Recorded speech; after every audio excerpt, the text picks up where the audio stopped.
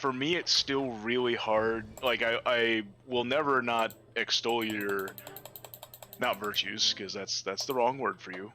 But your accomplishments to anybody that'll listen, because I think it's fucking cool. But at the end of the day, you're still a guy that I'm reasonably sure I played Pokemon against in middle school, and then ran into again in the early college years for you, and got drunk and played Magic all the time. Yeah. And you pulling off all these fucking, like, being a published scientific, approaching a doctorate, like, it's so, I can't flip the not perspective, but the just seeing you as a guy I play cards against and video games with. It's gonna be weird. It's gonna be weird from my side too. It's a weird switch. Oh yeah, I know, especially because with you it's even more of a gradual procession. Yeah. For me, it's something I've always figured would eventually happen ever since we started playing Magic together. You know, just because you were actually in school, still dicking around, but also still making progress. Mm-hmm. Whereas a bunch of the rest of us were dicking around and not truly making progress and things like that. Like me and Josh, as smart as Josh is, especially, and me to a smaller extent, can't get out of our own goddamn ways to complete a secondary education. We keep, taking stabs at it, but faltering for various reasons. Right. So it's just a weird split. Yeah. Well, my attitude always was just to do shit and not listen to myself. So just keep doing stuff. I don't know. After this conference, I feel much more inclined to stay in science too. It was a good experience. I didn't know you were ever gonna leave science. Well, I mean, if I want the money, I gotta. Yeah.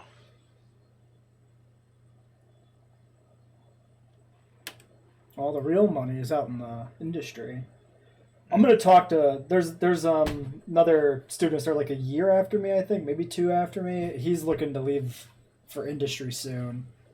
I gotta pick his brain on what he's looking into, just to feel out the options a little bit. Mm-hmm.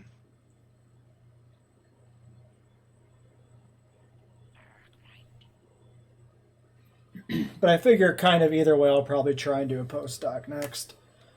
I mean, there was a few options kind of floated around at the conference that I can try and follow up on in some capacity. It's hard to know when somebody's being nice, though, which is always a problem. And then, right. Like my advisor's postdoc position, I can probably take. I just stay in Iowa City for another year, like whatever. It's a chance to line something else up. Right. If the options aren't looking that great right now, I figure that is not a bad idea. It's an increase in pay, and I basically do the same thing I'm doing as a student. It's not Maybe so you bad. can get your own internet. I mean, it's been good recently. Like the last few weeks, the internet's been fine. You weren't there last week. Well, the last few weeks we streamed, yes. Oh, okay. Am I breeding something still? Usually. Was I gonna breed like another Haxorus or something? Like a giant one for you? Is that what we're talking about? That wasn't a necessary thing. I think it was a thought, yeah, but it wasn't something like do it. It was more like I'm never gonna use it, so it's not really that big of a deal to see what the ginormous one looks like. Yeah. You already gave me, I'm pretty sure, back mine, and I think you gave me an egg one, so it has the Okay. moves. Yeah, that's what I was trying to remember. Okay. Yeah, I think that sounds right to me. Yeah. Alright, well, I gotta figure out what I'm gonna do here today. How's your gym coming along? I need to finish decorating it. That's about it. It's mostly done. Okay. This guy just clipped through a wall.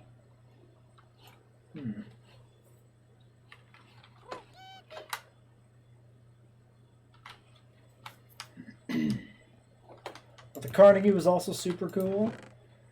I brought back a couple minor souvenirs. I walked over, so I didn't want to buy too much. Right. I have to haul it all back. But I picked up a really nice Carnegie replica Boreal Pelta. The Carnegie replicas are fucking awesome now. Oh, real? I don't know if it was the Carnegie ones I remember from when I was a kid, but there were some really nice ones in the late '90s that I enjoyed. I don't know Yeah, if they were their collection. Was it their there collection? there was Carnegie ones. Yeah, I think there was another like Safari Limited and then Carnegie. And I think Carnegie were the better ones, and Safari Limited were kind of the more knockoff ones. But I'm not 100% on that. I don't remember which is which. I just only remember being compared to proper action figures. The molds were great, but I hated the static poses, especially when they were usually like locked half turned sideways kind of stuff. Yeah, they still have like static poses now, but they have. I noticed a lot of them have posable jaws now, at least. Right. And like Yeah. the detailing and paint jobs on them were freaking exquisite in the gift shop. Like, Oh yeah, now I appreciate them way better. the Borealo Pelta was the one I bought because it was $9 only, which actually seems really good.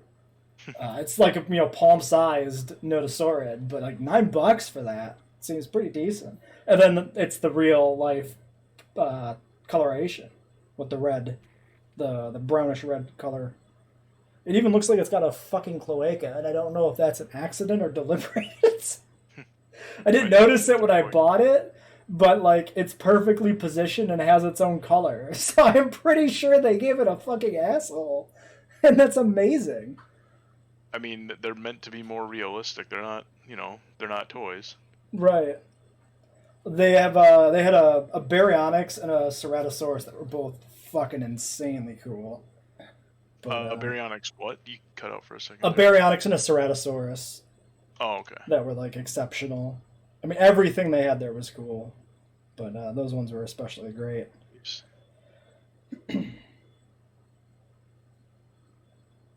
Are they actually housing the Sauropelta? Where is that these days? Oh, the Borealopelta? Yeah. No. I don't know where that specimen is. Must be touring. Okay, that's 98. That's terrible. That cannot be the sculpt you're talking about. I'm trying to look up the Baryonyx Carnegie. Yeah, let's see if I can find it. Yeah, look, there's a brown one that looks a lot better. There's a green one from 98 that looks terrible because it's from 98. Yeah, the 90s one, I remember that. My first time seeing it. No, I'm actually surprised that there's not like any pictures of it. None of these are right. Are they that obscure now? maybe if they only sell them at the Carnegie. Yeah, it might be just that they're exclusive to the museum at this point. You'd still think there'd be a picture somewhere. Yeah, especially because of how freaking awesome they are.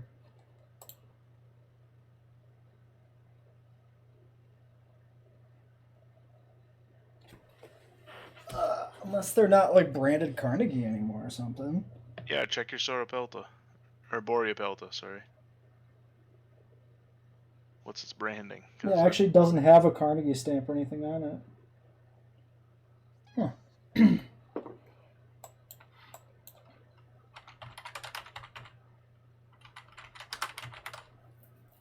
Strange. Collector. This reddish one is the one that you have? I'm seeing one here. No. Yeah, it's Collect A is the branding on them. Okay, so we'll try that for Baryonyx then.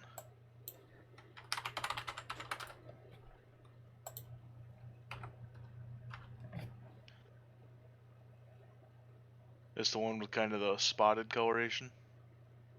None of these are The quite jogging my memory either. Baryonyx isn't right either. Maybe they had different brands mixed together or something. That could be the case too. I guess it would kind of explain why you were surprised that you don't see them around more if they just have a mishmash of valid stuff. I mean, this Collect Day Baryonyx doesn't look bad. It seems a little strangely proportioned, but they're definitely going anti-shrink wrapping here. Like they're making it very barrel-chested. It seems like almost too compact. I thought Baryonyx, and it has the opening and closing jaw, like you mentioned. Maybe my memory of what it even looks like is now corrupt. That'd be quick. Oh man. Do you see the Collect Day Baryonyx? Have you found that?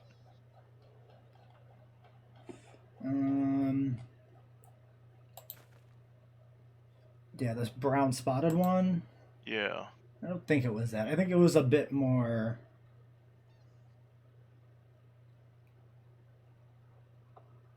Bit more of an embellishment on it.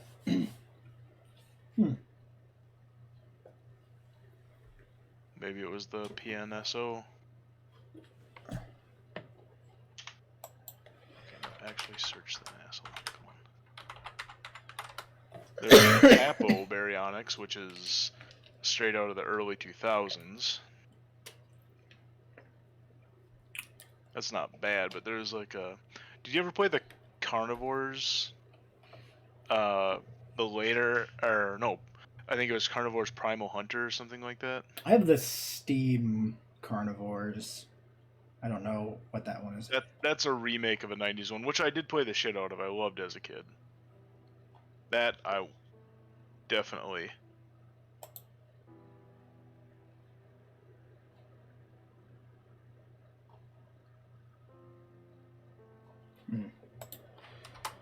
Well, this is not a dinosaur toy Googling stream. This is a Pokemon stream, so I should get back to Pokemon. Yeah, I'll just keep Googling. I'll just send you links to confirm if I spot something. Yeah, I'm thinking they had mixed brands then, since the one I have is not Carnegie specifically, and the Collect A Berry is definitely not right either. So they must have just had a variety of those style of dinosaur toys on the shelves. Mm. I should try to find the Ceratosaurus, because that was a green Cerato.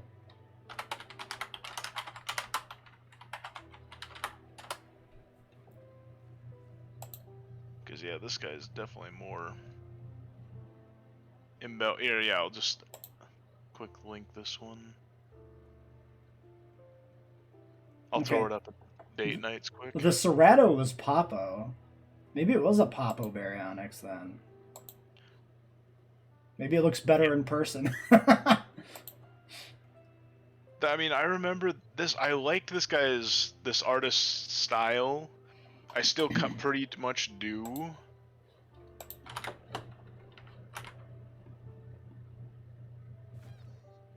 Oh yeah, what's it was right now? TMs I need. Alright, I put the Popo Baryonyx up in date nights if you want to take a look. Yeah, I've seen that on the search. Oh, okay. It must have been that or a variation of it, I guess.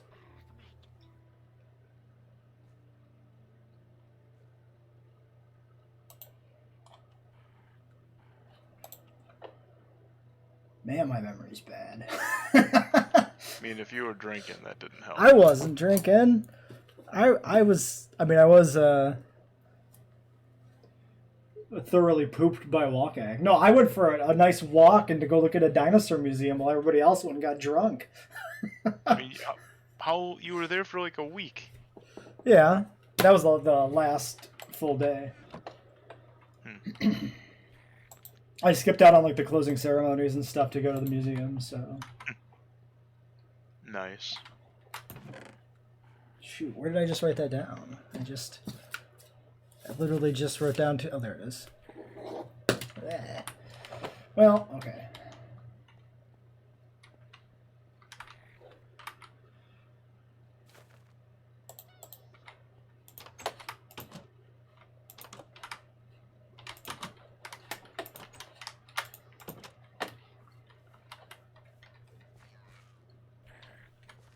My phone multiple. Okay, you figured it was for sure the Papo Ceratosaurus though? Yeah, for sure, because the posture of the Cerato is definitely the same figure. Unless they got some, like, knockoffs or something. Imitation Papo.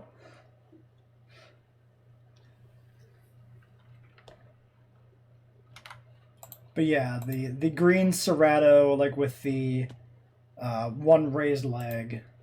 Mm-hmm. Yeah, it's. Because I remember the leg very distinctly. It's interesting that they mix brands, and I feel somewhat surprised that I never noticed that.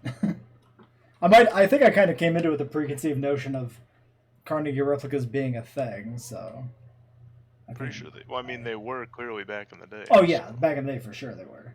I think I clearly just You just assumed. jumped to conclusions, made a ass out of you and me.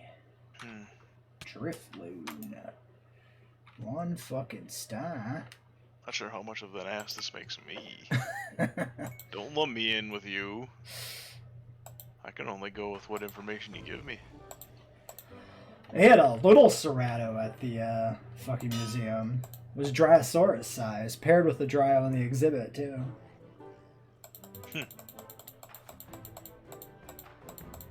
I assume you flew out, right? No, we fucking drove. Oh shit, nice.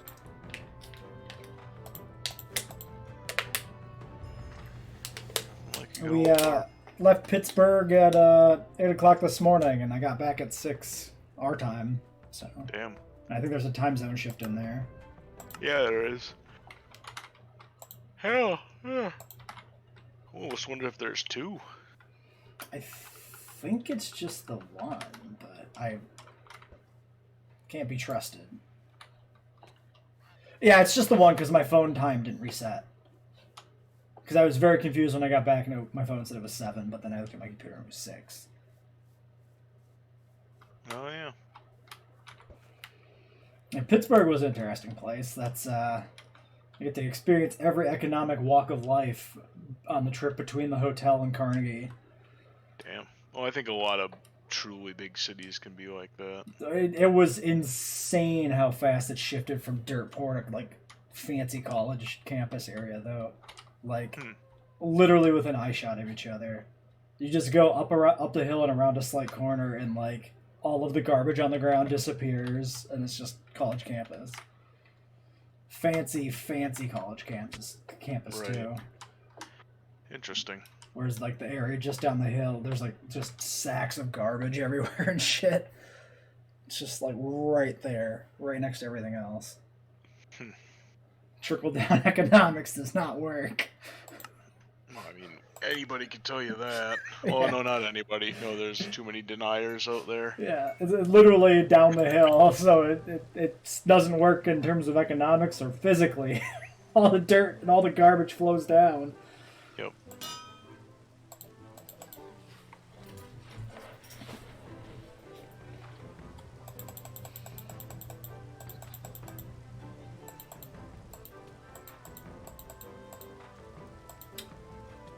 I actually got a picture of a guy working on fossil prep. They got a glass fronted lab, like the paleontologists are at the fucking zoo. Oh yeah, I've seen stuff like that. Yeah, it just feels. Pretty sure even. How could you work like that? It just feels to me like that would take so much getting used to work with one whole side of your lab like open to the public, just them staring in at you. I mean, they could also have. It could be a mirror. Could be a one-way mirror. So you that would be way less distracting. That's a good idea. In fact, I assume that's exactly how it works. Is like, yes, you know you're under observation. You're potentially under observation at any given time, but not having to see like entire fucking first grade classes trying to fucking distract you. Or me taking a picture of this paleontologist working on a mammoth leg bone or whatever. Right. Like, it's an actual paleontologist. Wow! I need a picture. I think I got the most pictures of the fucking Herrerasaurus though, because I didn't expect that. Like the very first dinosaur I see in the fucking museum is a goddamn Herrerasaurus. Well, that's not true. They had is it Stan the little T-Rex? I think not the little, but the smaller. Yeah, the juvenile. Yeah, yeah. The like. Oh, that I don't remember. I thought Stan was an adult. It's. But I don't pay close enough attention when I hear. No, Jane. It's Jane. There we go. Yeah, Jane is the mid-sized Tyrannosaurus fossil. Yeah, I'm assuming that was probably a cast, but a lot of the stuff they had there was real. Well, yeah, any newer displays are going to be a cast. Most of what they have in there is real, or at least Because partially real. Right, because it's so old. But that Jane was in the gift shop. Gotcha.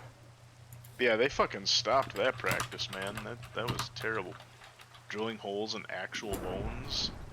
Yeah, well, I mean, yeah, Carnegie's a place to go if you do want to see actual mounts, though. It sounds like. Well, yeah, because it's an old one. I mean, they've already ruined the bones by drilling them out like that, so it's like, Yeah. might as well leave them.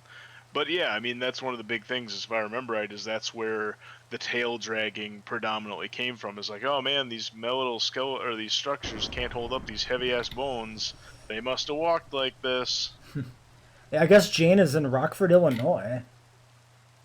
Well, yeah, fucking Dr. Paul Sereno's probably keeping tabs on her.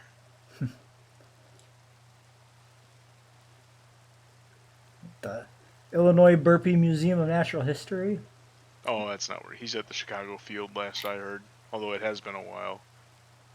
He's probably got tenure. I doubt he'd bail. Specimen was found in 2001 by Carol Tuck and Bill Harrison, members of an expedition led by the Burpee Museum curator Michael Henderson. Okay.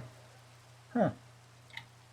It's a pretty impressive find for a museum and curators I've never heard of. I've heard a lot about Jane. I've never heard of those people before. They don't get any recognition, I guess. Well, I mean, wasn't Sue found by a fucking farmer's son? Well, yeah, I mean, a lot of that stuff is found by, initially at least by, like, farmers and stuff, but, like, it still ends up being associated with a museum at the end of the day. If we hear about it, generally speaking, but... Mm-hmm. Yeah. I mean, anybody can find anything, so, yeah. Yeah, you never know with that shit. Now they had double tyrannosaurs there.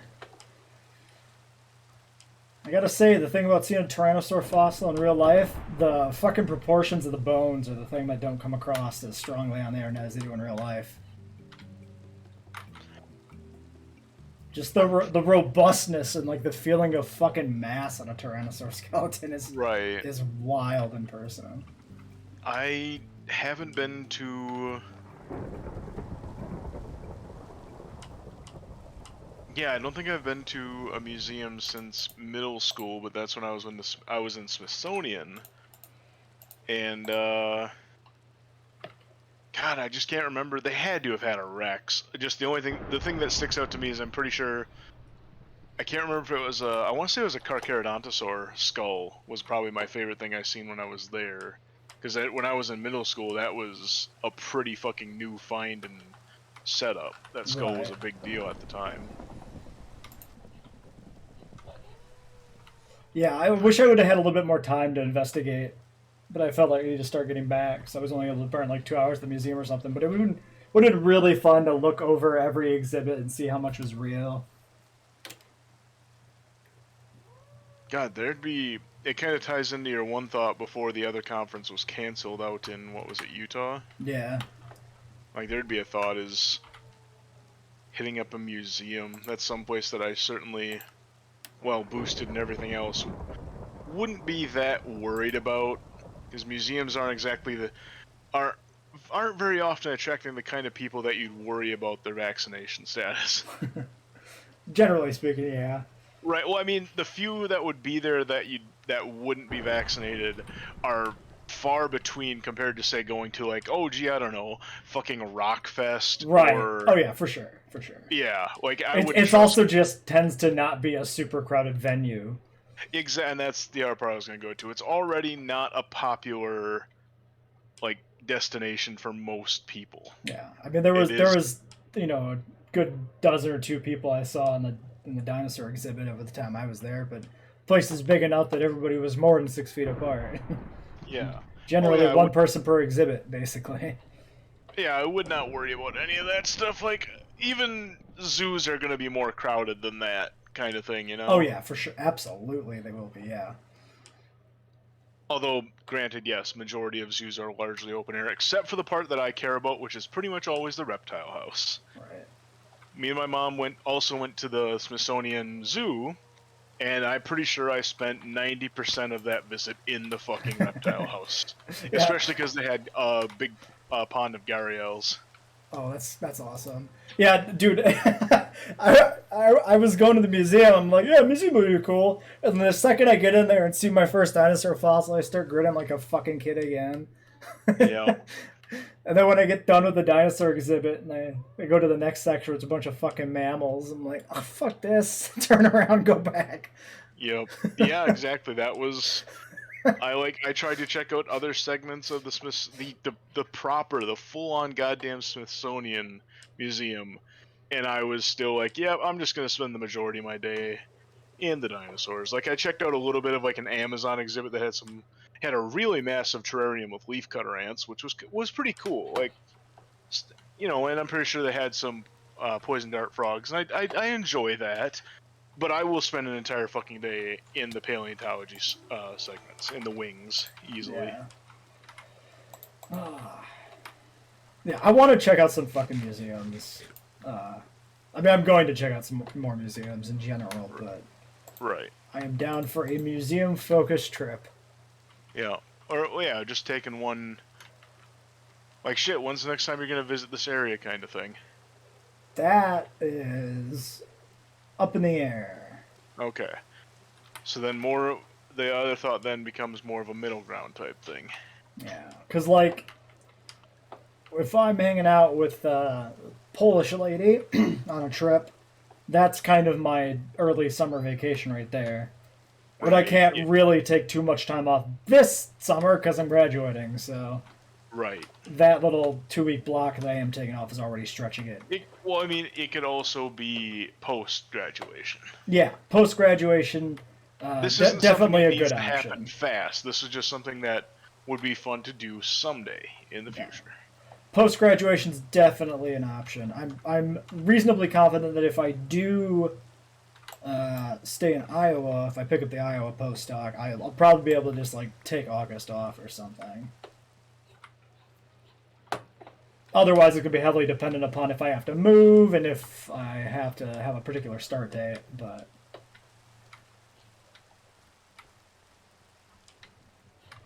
I would technically not be beginning my postdoc until like September or whatever. Which means I'd fully be within my right to get out of Dodge for a month. Which, given that it'd be right after, the whole thesis preparation and defense time, I think I'd also be very well justified to take a month off. Yeah, might not be bad for a breather. Yeah. Although I'm not really all that concerned about my thesis defense. No, I doubt many people are gonna try and box with you on something of that tier. Yeah, I mean, it sounds like my publishing history is pretty good for a graduate student, actually. So there's no real good reason that anybody would deny me my PhD at this point. It sounds like. Right. I mean, how many what would you be called? Pre-grad at this? What's your technical status? Just like graduate student. Okay, so just graduate. But I mean, because you're on the cusp of things, kind of, is what I was thinking.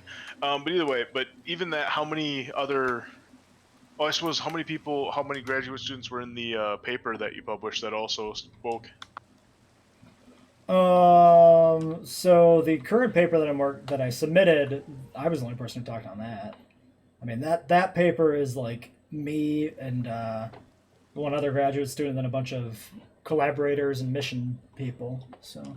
Okay, I guess I was talking about the one that you said other speakers mentioned you because you were a co-author or contributed. Yeah.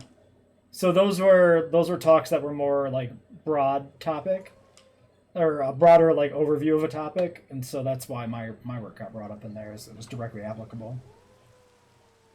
So like the first paper, or I guess it's the same paper basically that came up both times. That one was 4 authors. I was first author, and then it was my advisor, collaborator from the Smithsonian, and then the predecessor, who was the person who was on the proposal for the observations.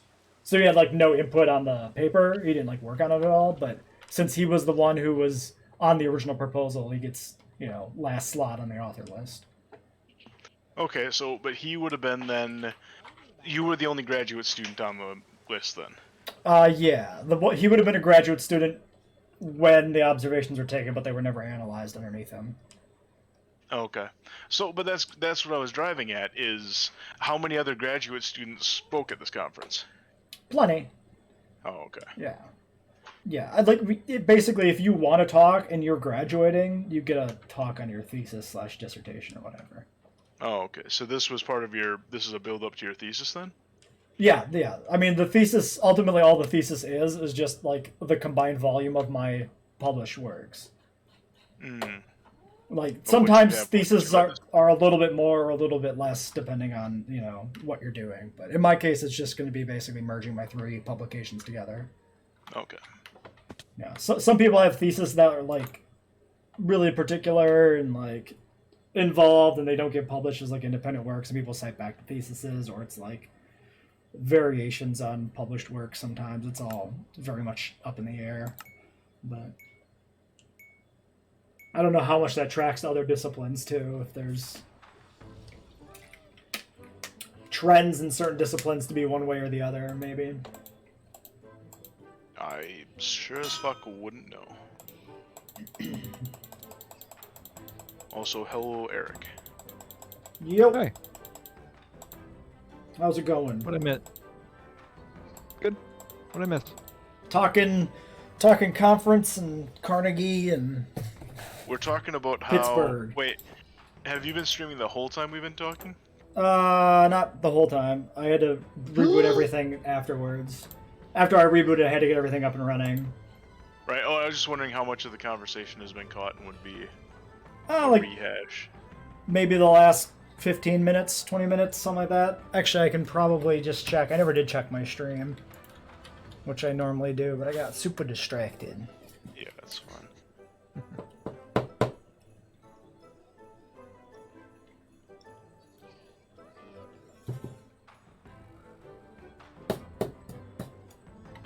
Come on, little stream, you can do it. Stream has been up for 32 minutes, actually. Okay. What are we talking? Oh, although I asked because I was going to be a smart ass, but now I lost my train of thought. So Go back and watch the stream, you shithead. No, not that. I was actually going to point out, like, well, I don't want to rehash it for all our viewers because we just spent the last 30 minutes talking about it. Oh, okay. But no, fuck, now All I the forget. viewers. Yeah, exactly. That's the smart ass part. The dig was at Jesse, not you. I have one viewer. I mean, it's me, but it's a viewer. Right. It's my other computer.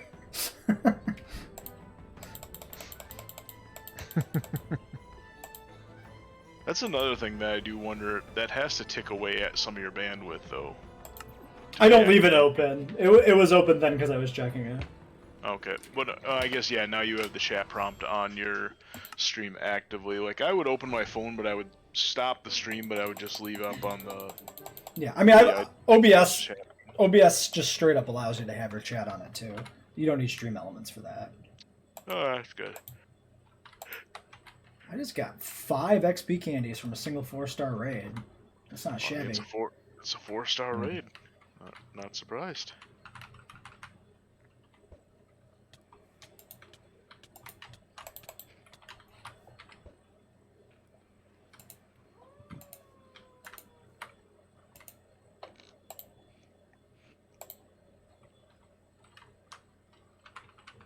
Tomatoes on a salad? Who does that? What on a salad? Tomatoes. Oh, I mean, to me, it's tomatoes who does that. Yeah, fully the same way. Tomato texture is unacceptable. They have to be mashed up into a sauce. And mixed heavily with vinegar and sugar. Yeah. Yeah, I can't comment on just like Many herbs and spices. a straight up tomato paste if I would find that acceptable or not, because I've never had any recourse to try such a thing. Now, see, here I actually have a little bit I can pitch in. To me, barbecues, or what people would call sloppy joes, like I can't stand the pre-made stuff. I think there's like, I don't know if it's just the excess of onion powder or something they put on those things. I hate like out of a can sloppy joe mix. Can't stand that shit. I fucking don't know if eat- I've ever had that. Well, I mean, you've never had like a barbecue though? No, I mean, I've had sloppy joes / barbecues before, but I don't think I've ever had like a pre-mixed thing out of a can. I mean, there's a sauce for them. How Yeah. else do you think that stuff comes? Every time I've had one, as far as I'm aware, it's been homemade, I guess. Okay, so I guess that's kind of where I'm at too with that. Is what I was gonna say is, to me, sloppy joe / barbecue, whatever you want to call it, is just. I mean, traditionally it's venison because I've lived a wonderful outdoorsman family life. Mhm. But it's just the base meat, the ground hamburger meat, brown sugar, Yeah, and tomato paste. That's it. Done. Wow. that sounds about right. I mean, I don't pay attention to what goes into it, but I know there's some brown sugar thrown in there, and like, I think my family just throws ketchup in there. Oh, gotcha. No, my family always used the tomato paste. No And so, yeah, Worcestershire Nope, nothing. spices. Wow. Nope. There might be something else in our recipe, but I think primarily it's like brown sugar and ketchup, and maybe some other seasoning dashed on top.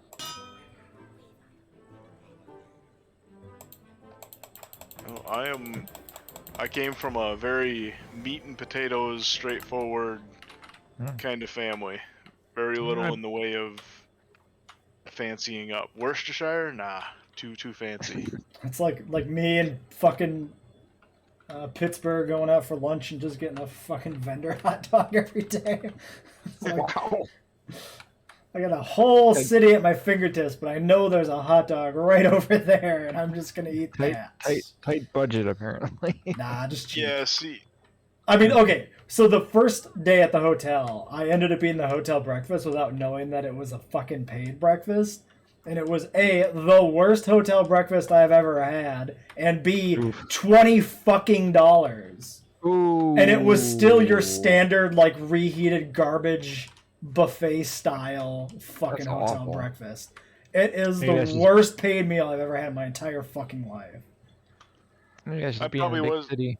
yeah, and it probably wasn't the worst. It just wasn't for $20 worth. I mean, My pancakes were crunchy. Ouch!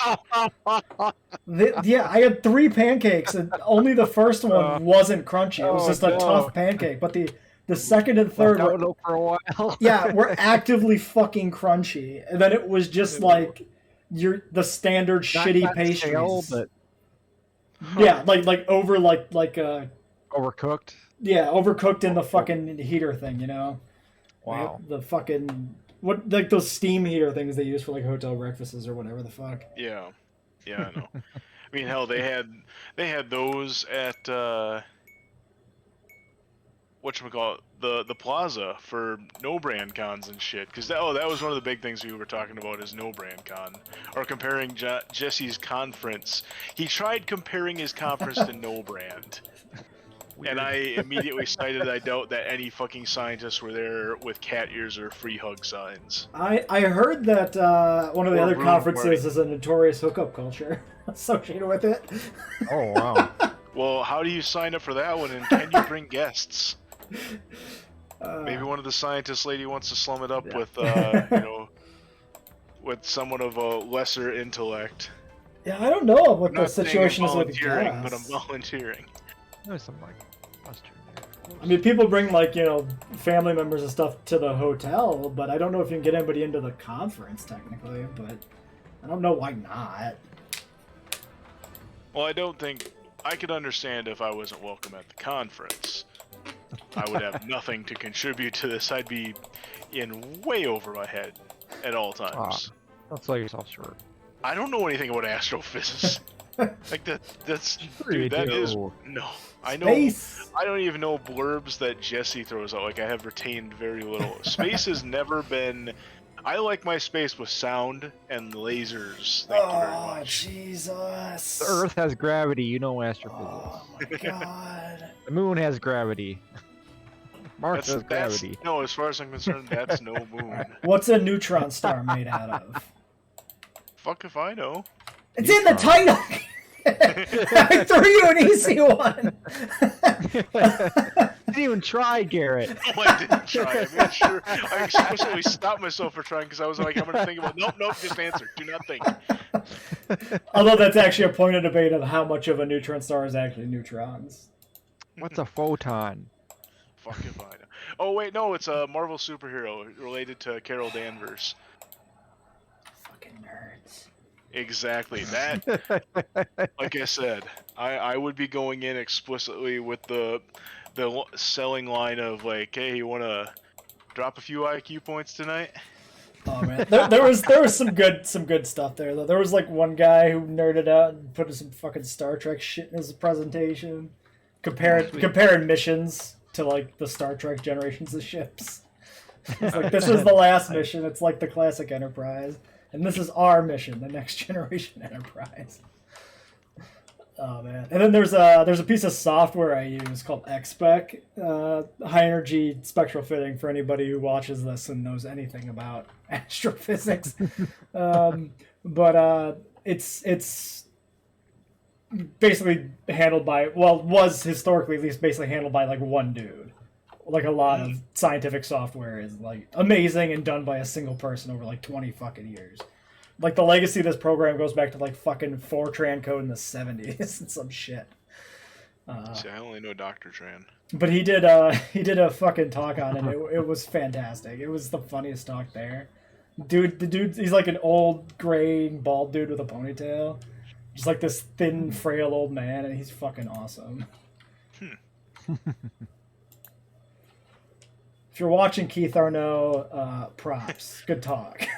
Jesse loves you. Yeah, everybody loves him. He got a standing ovation. More out of like he was getting like a lifetime achievement award for the software, so I think he would have got a standing ovation regardless. But still, he was a fucking rock star. He did a whole bit in his talk about how his software was like inadvertently funded by condom sales, and therefore Catholics shouldn't use it. Nice. That's terrible, but I fucking love it. It was Oh man. Oh, actually, I know I'm pulling a little bit away, but I did inadvertently. Oh shit, no. Never mind. This is a story.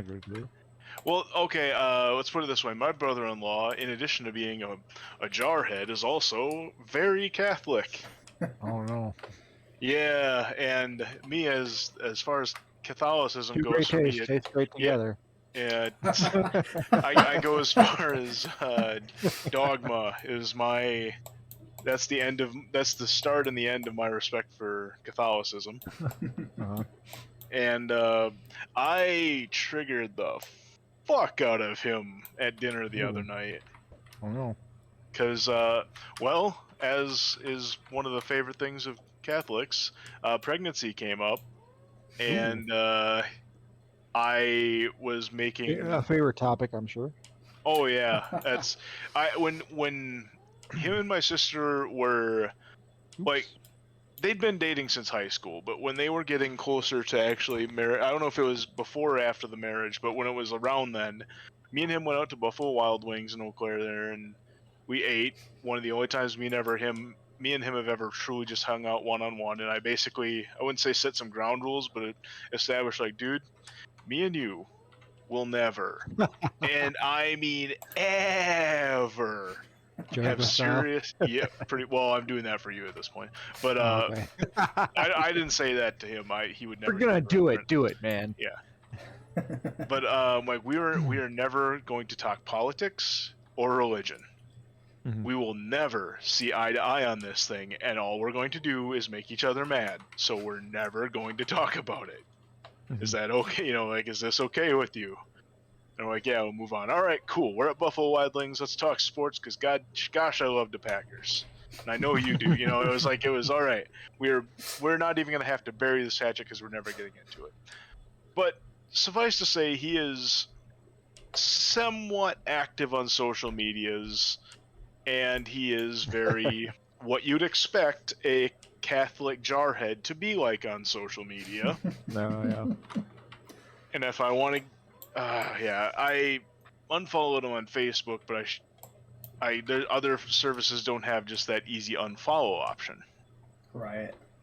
And so I, They're my favorite people. The nationalist god people. oh yeah.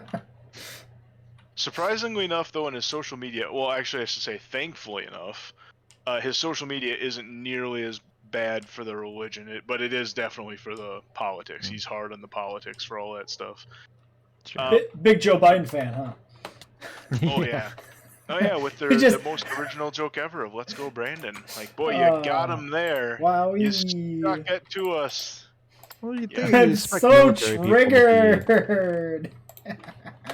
Right, but yeah. But speaking of triggered, I digress. Pregnancy comes up, and I made the comparison of, I mean, essentially, especially, I mean, while being any pregnancy, I didn't specifically just mean like a human one. So I thought I was in the clear because of the Catholicism part, but Mhm. like it's essentially a parasite. Like it puts the female body through the fucking rigors. That's why people die. You know, that's why fetuses don't make it, or embryos and fetuses fail. That's why women die, not just in childbirth, but like in the process of being pregnant. Things can take them down. That's why their health suffers. That's why they get sick more often. They're essentially funding a parasite and trying to get it the hell out of them for the right reasons. But that is pregnancy in a nutshell. It's a parasite.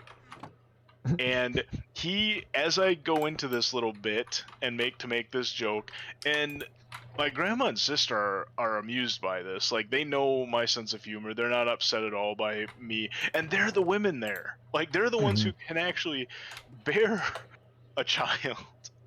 And he just goes dead quiet for this whole thing and just kind of stares at his plate for the most time. Well, not if He's you're usually very- religious. Yeah. Eventually, he I swear to God, and he is not even a smoker or anything, but I swear at one point his hand was almost shaking, and he finally just says, I will thank you to never refer to a child as a parasite in my presence ever again. And it's like, wow, way to bring the mood down, buddy. It was like, out of respect, because he is brother-in-law, I'm like, okay, I'll drop it. But then I went into an even more, I'm like, oh, I have a more fun topic if you want to talk science and reproduction. You know, orgasms are essentially like mini cardiac arrests. Like, there's a wonderful bit on House about that where I can't remember her name anymore, but I want to say the actress's name was Morrison or something like that. But the main lady for the first half of the show, like, she explains just how much sex, the act of sex, and especially orgasms compare to a cardiac event. Like, talking about like basically blood vessels coming near to bursting, and I want to say something about intentional, I'm sure. And like, I started talking about like capillaries and things like that, but basically going into all that stuff, and I switched to that topic. I'm like, okay, since we can't talk about the pregnancy part, let's talk about the part that leads to that. Like, so here I am talking to my sister, grandma, and brother-in-law about orgasms. Like, I hope you're happy, man. This is where the conversation is going. This is your fault. You did this. You people. Yeah. That was a really fun dinner at my household. Evidently. Right. You're talking about those topics. Right. But no, I still hold to my guns of like, I triggered the fuck out of him. Yeah. And the best part is, when he was still in college, he actually transferred out of Eau Claire to Stout because he was getting tired of how liberal the campus at Eau Claire was. Like he was walking by rooms that had women's studies things and was just claiming he was disgusted by the things you. This is when I still followed him on Facebook. But yeah, Grow the fuck up. I'm so But that's sick of these fucking wilted flower. Yeah, you know, fucking- the subjects that everybody is studying. Yeah, Mhm. it's When like, they go to college. unlike you liberals, I'm not so easily triggered because I am constantly, perpetually triggered. Yeah, I'm right. constantly angry at you people. I actually Everything called. you do pisses me off. I called him out on that, and he had to Stop delete my being so post triggered. back in the day. Until you know Like, you're red. Oh, I know Yeah. it was. No, that's the Yeah, whole point. he deleted my post and I messaged him later because I got a few. I think the term now is I was ratioing him because he made a post Wow. bitching about the UWEC campus and their liberal stuff, and then I posted like how dare they? Don't they know that you had to hear this and you had to see this flyer posted on that and you had to do, because I was basically just going over the last week or month of his whining about the campus and like, you know, lampshading it, and a bunch of people had liked it, and then all of a sudden I noticed it was deleted. I messaged him like, did you really delete it? It's like, yeah, well, it was causing problems. Yeah. So although I know he was also half true in that, because as bad as he is, I'm so thankful that that's the guy from that family that my sister ended up with, because his brothers are worse. Yeesh. Let's put it this way. He is actually a smart dude. He's not an idiot. Like I'm never going to deny him that part. But he went off to be a Marine, and one of the first letters he wrote back to his little brothers was, join the service if you want. That's cool. That's fine. I'm all for it. But whatever you do, do not fucking become a Marine. Do not be me and Marine. Don't do this. Don't follow That's me usually directly. rule number one. Yeah, Joining the armed forces. Don't be a Marine. yeah. But he like just said, I don't remember that. He never went into details, but he just told his brothers. That's do my dad not. told me, and he was in the Navy, so. Gotcha. No, that's fair. I They think have you hear a- that all. Oh, gotcha. I've heard of lots of things, but either way. And so, what do both of his brothers do? Both of them become fucking Marines. Yeah, of course. So at least he realized his mistake early on in training. I'm sure in retrospect he definitely, considering how talented he is and how smart he is, I'm sure he would have If you went want to to die for your country, that's where you go. right. I think he definitely would have went a different special forces Okay. bracket. I mean, that's what he was saying, is like, just don't go Marine. Mhm. And both his brothers did, like, oh my god, they're morons. That sucks. Yeah, but I've heard stories from my sister since then about the brothers. tell. That is, oh, Oh. I don't remember those so Okay. much. I just remember knowing that my opinion of them drops constantly. Makes me think They of are- a Doug Stanhope bit about how he refuses to support the troops. He will support individual troops on a troop by troop basis. Yeah, I can't just blindly support any group. It's too big of a risk. Too many idiots in there gonna ruin it for you. Yep. That was basically the gist of the argument. You know, some people are there to legitimately do a service for people, and some people are there because they just want to fucking shoot somebody. Sadly, yep. Or they can't afford college straight up. Yeah, well, that's an entirely separate discussion. Then we start to getting have. into being conned, basically. Yeah, that's an entire discussion about economics and class and race in this country that isn't had very nearly often enough. Mm-hmm. I'm talking about economic disparities and stuff like that.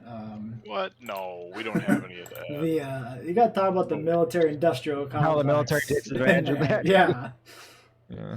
that's pretty important.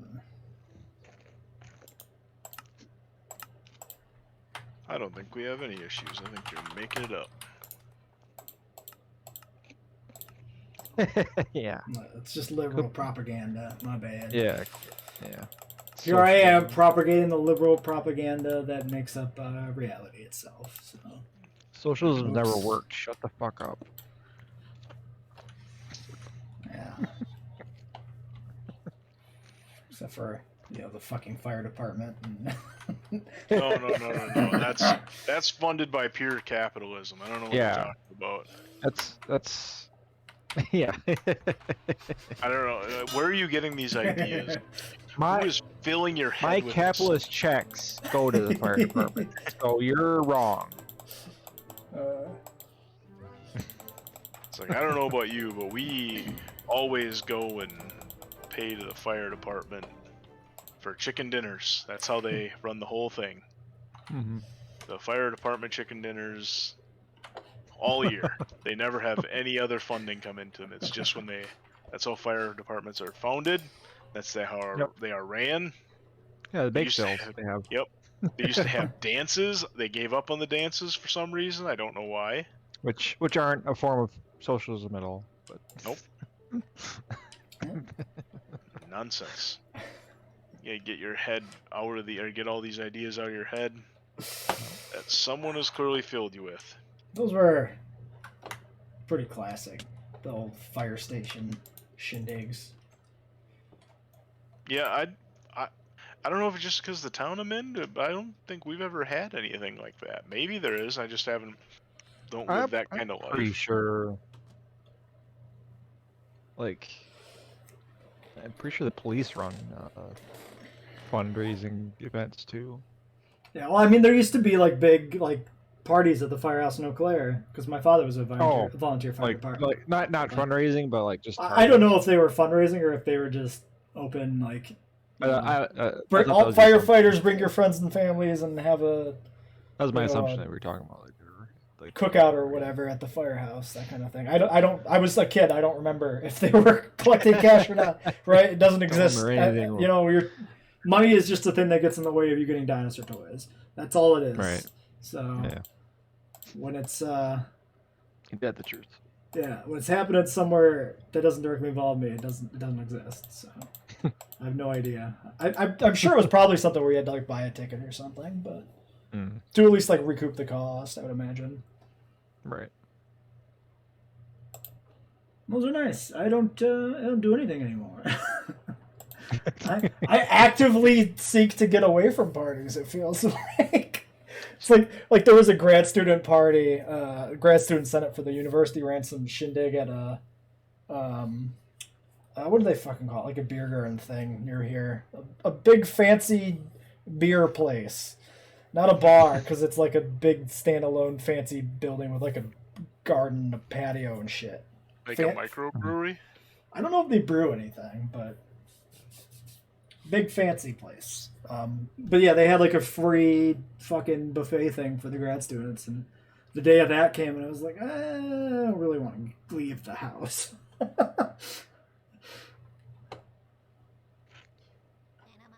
Free food, liquor, socializing. None of this sounds fun anymore. I don't want to go. It's all the way across the river. It's too far. And then they sold out of food really quick, or they ran out of food really quickly because way too many people showed up. So I was justified in my not going. I might have got there after the food was gone, and it would have sucked.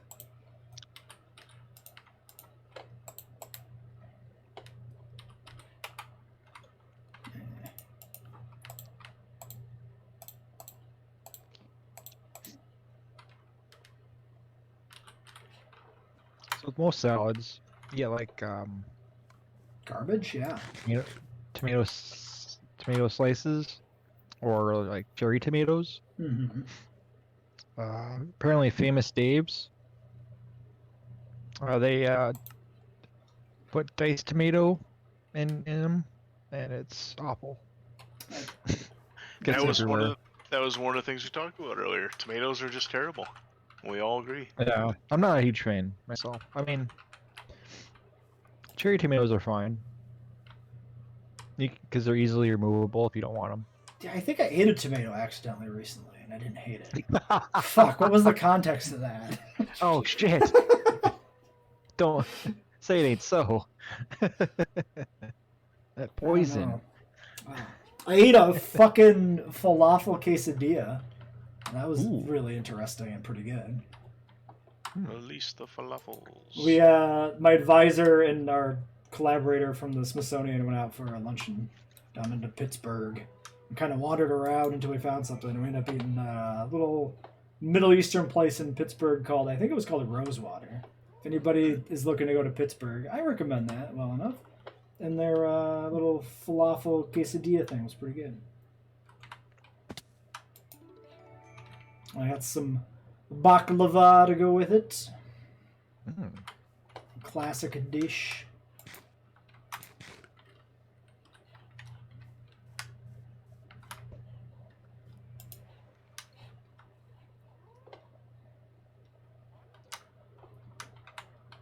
It's amazing how you don't cook, but you're not afraid to try other interesting things. I and different mean, things. it's mostly a case of like, if I'm gonna eat, I gotta get weird with it.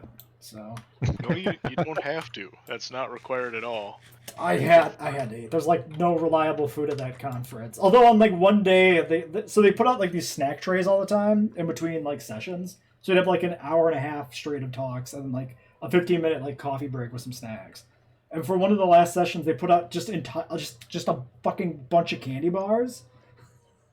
So I just lifted like a fistful of full-size Kit Kats, like I was raiding a house at Halloween, and shoved them in my pockets. Like everyone was running for the nuclear shelters. You had to grab some supplies. But it was like so inconsistent. We'd have snacks that were like really shitty little mini pastries in like plastic wrappers, like crappy gas station pastries. And then the next one would be like the Otis Spunkmeyer muffins, which I always liked back at school, and then like full-on candy bars. It's like, what the fuck? I got another recommendation. This will just be my my fucking recommendation stream. I got a bag of Uncle Ray's bacon and maple potato chips, and I'm pretty sure it was a bag of plain potato chips when I opened it. So Uncle Ray, I'm fucking disappointed in you. What the fuck? Also, this guy had his fucking life story written out on the back of the potato chip bags, and the one I had was like part 30, and he was like he was like 20 years old in the story. So I'm just wondering, is there like 150 part story on the back of his chip bags or something? Like, what the fuck? Collect them all. It's like his fucking manifesto printed on the back of his chip bags. I mean, that's Some fucking Timothy McVeigh shit. that's merchandising. I mean, you get people like slightly invested. I was like very much amused by the chip bag, like part 30. I was like, this is tickling my collector's itch. But then I opened up the bag and it was plain potato chips, and I was pissed. Oh, you're fucked up, I was Uncle like, Ray. you fucking lost me, Uncle Ray, man. You could have had a fucking customer for life, maybe. You could have trickled a little bit of dopamine into my brain, but no, you fucked it. You completely fucked it. Yeah.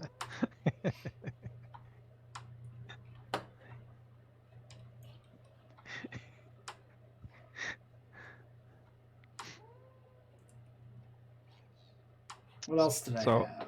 I ate at a taco place. Your favorite chips, in other words. Well, no, not now. Fuck. Uncle Ray's 0 to 10. Disappointment. Did not live up to its potential. I ate at a taco place. I had a taco called Kevin, and it was really fucking good. It wasn't even like a taco. It was like a taco shell filled with a bunch of stuff. None of which was... Wait, why is there's just raid rewards here? Yeah, it was like, it wasn't like taco meat and traditional taco seasonings. It was like all sorts of weird shit. Oh, no, I know what I had that I didn't completely hate. It was a red onion. There's a bit of red onion in there, and I was like, I don't entirely hate this, I guess. No, I feel like I also had a tomato randomly, too. I feel like at some point, that happened, too. I think I had both a tomato and an onion I wasn't expecting at different stages on my trip. But yeah, the tacos were, it was like a bar, like a taco bar. It was like liquor and tacos, and that's all they had. Not even like burritos or anything. And every taco was like some fucking behemoth of like, here's a taco shell, but we put a bunch of weird shit in it. And they Like all whipped had cream. they all had like dumb bar food names, like Kevin. Oh, okay. But yeah, Kevin was like 8 ingredients or something. It was like some spicy stuff. There was like a red onion. I think there was some steak in there. No, the other one had steak in it. It was like steak and like crazy salsa seasoning stuff that I don't know. Let's see. Can I find the Kevin taco? Yeah. Kevin Taco Pittsburgh. Go internet. Condado Tacos. The Kevin! I found it! It took like no Hey. time. I wonder if Must be this is popular. this is the Kevin. Wait, no, come back. I want the Kevin. Must be, A right? chili cheese taco shell filled with, oh, there was ground beef in there. Ground beef, Wow. cheddar, jalapenos, pickled red onions, dirty sauce, and sour cream. And then I had, is that the Kevin? I'm not sure that's the Kevin. Because this is like a multi-location thing. Oh no, they're in Pittsburgh. Okay. No, this probably is the Kevin. Condado? How do you say that in Spanish? They're cooler ahead. Also, am I gonna fight this Tangrowth? I think so. What was the other taco I had? What the fuck was it?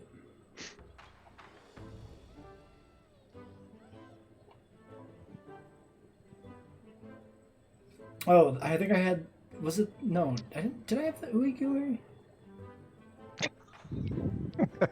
No, it was the bad habit. The juju shell, tequila lime steak, rice, lettuce, pico de gallo, queso fresco, Mexican chimichurri, and habanero mango sauce. That one was not as good. The Kevin was much better. That was a taco that's probably really good to the people who like whatever the fuck all those ingredients are.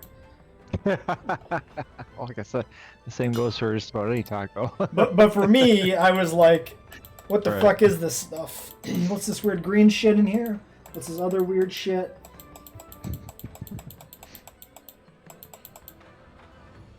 So there's another one of my road trip recommendations. If you want some weird fucking tacos, you can go to that place that I mentioned.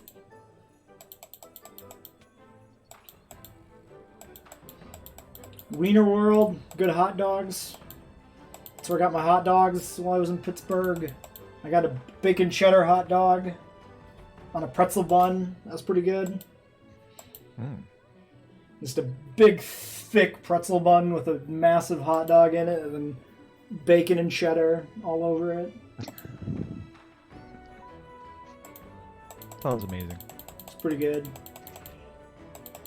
Pittsburgh 7-Eleven seemed okay. It had that, kind of downtown inner city gas station vibe a little bit. Not like full on bars on the windows, but like. Yeah, it's some of the classier 7-Elevens, I'm told. Then the fucking last time I went there, the guy man in the register was the most obnoxious fuck I've met in a long time. He was he was ranting about saccharin before I got him to the register, like loudly throughout the store about how saccharin and artificial sugar should be fucking illegal, and they probably should be, but he did not sound sane. An authority? Yeah, he had the vibe, the air of like the guy ranting about global warming on the street corner. Mm-hmm. That kind of thing, of like being a hoax, but he was like ranting about like artificial all sugars swag, yeah. and saccharin, and like the guy he was talking to was like hurriedly leaving the fucking store while this guy just went off. And then I go up to the register and he sees my Skinny Puppy mask. And he's like, dude, nice mask. Full Metal Alchemist, right? I'm like, no. Oh no. It's a band, Skinny Puppy. And he's like, oh yeah, they're pretty cool. They were here last year, right? Did you see them? I'm like, no and no. Don't even live here. This is my first time here. It's like, everything you were talking about is wrong.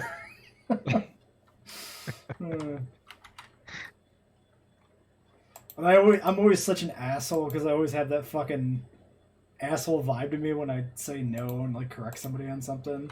Also, yeah, I was gonna mention this. The sheer fucking urge I felt to correct like a 6-year-old who was running around the museum excited about like calling everything dinosaurs when they weren't was like unbearable. Terrible fucking this person. this little kid called like a giant turtle a dinosaur and like I was like, oh, don't do it, you're gonna get put on a list, don't say anything. But I did get the nerd out with the staff member who was on duty there a bit. Just reprimanded his parents. Say, keep your shit in line. You need to learn them real quick. That would be a tough spot to be. I did direct one kid to the T-Rexes though.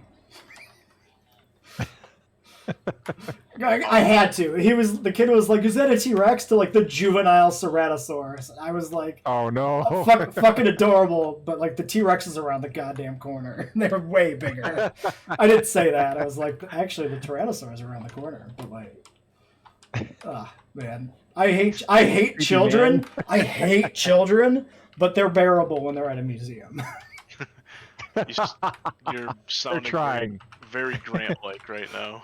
Yeah, when they get that starry-eyed like child wonder, it's just me and a bunch of 6-year-olds all going like, "Oh my gosh, dinosaurs!" They're okay. they're okay at that moment. You and a bunch of 6-year-olds, huh? Yeah, at that moment, yeah. I'm just gonna make sure there's plenty of context around that statement. Yes. Yep. And museum. Supervised. Don't fucking take this shit out of context, Eric. Don't you make this? I Don't you make nothing. this weird? Don't you I make was this? just reiterating. I was just making sure I heard you right. That's all. Yeah. That's literally it. I wasn't gonna make any kind of, off-color joke. I asked the guy how much it would cost for me to buy like the full body Herrerasaurus cast. And his estimate was like $100K or something. So now I have a new That's goal. doable. Yeah. That's doable. Yeah. I want that fucking Herrera. Oh my god. I counted the toes. It had the right number of toes. You can't be too sure sometimes with some of these museum mounts. On a millennial scale, it's unreachable. That's asking for a lot. Like, look, we'll never own property, but maybe if we're lucky, we can own a replica Compsognathus or something. It's probably tack on our 0 to that. I mean, yeah, it'd be like, a Herrerasaurus replica would at least be cheaper than owning property. It would be pretty fucking cool. It would be. I'd still go probably smaller than Herrerasaurus. You just live in the Herrerasaurus. It's you throw a not big enough. Yeah. No, you need, so you got to go Ceratosaurus and then you hang Basically a large over it. tauntaun. Yeah. Yeah, a Herrerasaurus would be. You maybe make a sleeping bag out of a Herrerasaurus. That's what I'm saying. But it would be quite the sleeping bag. Now we discussed the issues with fossils going into private collections, and it was good stuff talking to that guy. Carnegie Museum guy, you deserve a raise of 25 cents. You did a good job. Don't insult me, sir. You did a good job of matching my childlike energy when a fucking 35-year-old man came up to you acting like he was 6 years old again. You get a gold star on your smiley sheet. I was glad that he wasn't like another bored museum person, because the guy who like sold me my ticket could not fucking be more bored with his life. working Well- at the Carnegie fucking ticket booth. Yeah, but he's ticket booth. Like that's Yeah. the least fun place to work Yeah. in a museum. Yeah. Mm. You answered your own question, sir. No, yeah, I understand. But it's like you worry if everybody's gonna be fucking bored with working in a magical place like a museum. No, I mean that's. Could you imagine that though? If you were the paleontology nerd there, and they're like, "Hey, fucking Jesse, you got Go work ticket the booth ticket duty this booth." shift." No.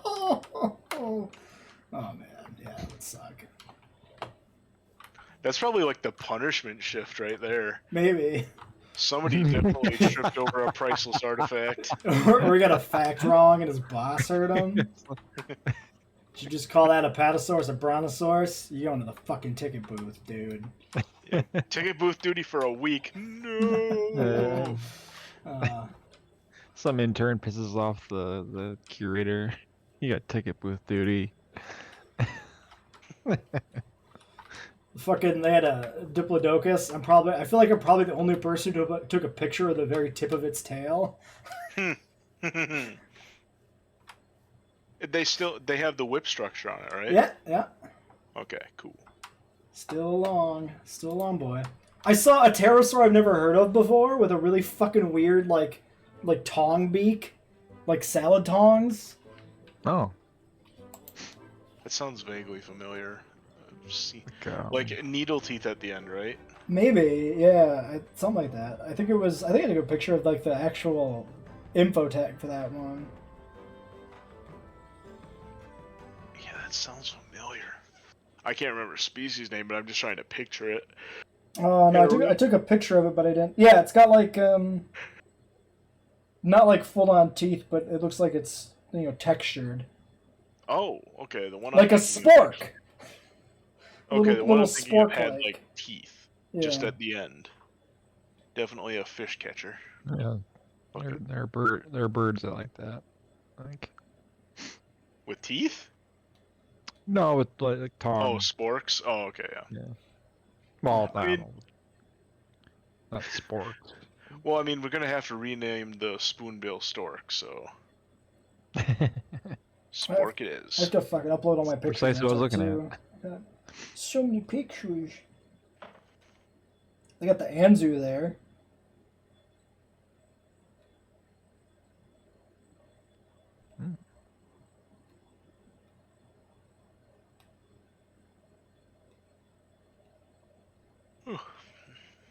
Yeah, I didn't take a picture of the fucking nameplate. I don't know what it was. That's okay. Damn. Started with a C, I think. Pterodactyl. No, I would have known. Yeah, it's definitely pterodactyl. They had a few little. What would you call them? Like dino replicas, like statues. Like statue doesn't really do them justice because they like are like textured and stuff. Like fake taxidermy. Like the Daiwo that they put up in what, Arizona, with the redesign. Yeah, like that, like a replica. They had a Psittacosaurus. They had a Caudipteryx, some small raptor, and It would be more of a dromaeosaurid, I assume. yeah. Well, I don't know if it was a dromaeosaur because it could be. What are the fucking other branch of raptors called? The fishy raptors. Venators? Let me check. Actually, no. They're all dromaeosaurs. That's Velociraptor and then with the other group. Okay, so you're actually talking Velociraptoridae and Dromaeosauridae? I forget the etymology here of the group now currently. It is Eudromaeosaurinae is Sauroornitholestinae, Velociraptorinae, and Dromaeosaurinae. I thought there was a separate group for the Fisher type raptors. Oh, the Unlagia. They're split off before that. Okay. Oh. Oh no, that's family Dromaeosaurinae has the Unlagia. I was confused. Yeah. Okay. because it's a subnode with those three. There's also the Microraptors, the Unanlagias, and the Hals. Oh fuck, the Halscaraptorinae. With Halscaraptor. That's Halszk. LSZK next to each other. Damn. Yeah, the Unanlagia, those are the raptors that are potentially fishers. With with the narrow jaws. Not like Spinosaurid narrow, but narrower than, your traditional raptor. Pyroraptor's a basal dromaeosaur? Interesting.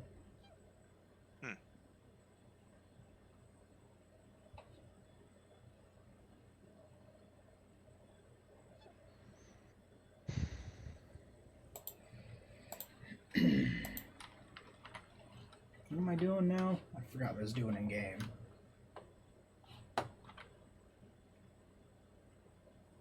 Decorating. No, I wasn't doing that. I was just doing raids, but I don't remember if I was going somewhere in particular while I was doing raids, or if I just kind of aimlessly wandering. I think I was just kind of aimlessly wandering. Yeah, that seems about right. Oh, there's a fracture over here.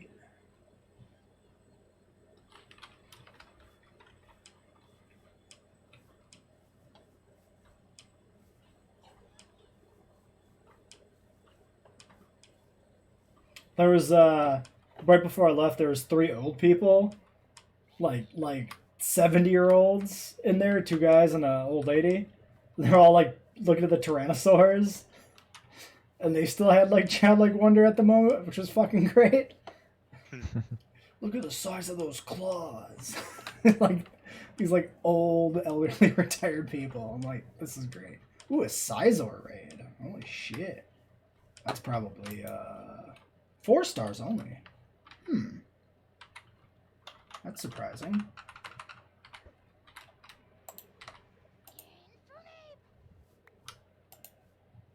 Oh wait, no, you're at full HP. That explains a lot.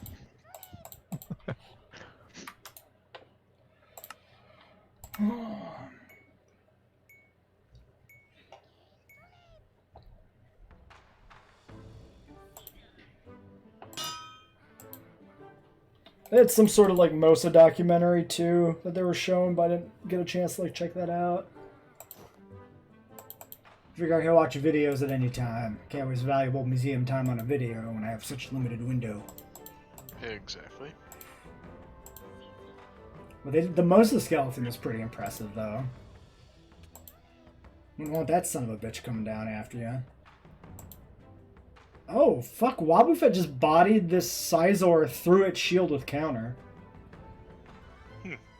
Oh, I suppose because, well, would the counter count it as a max move then? Because it's reflecting it? I don't know how exactly that works. I mean, did it break shields or did it ignore shields? It seems like it ignored the shields, but it could be like a weird UI thing. But it had 2 pips of shields up, and then it just fucking died.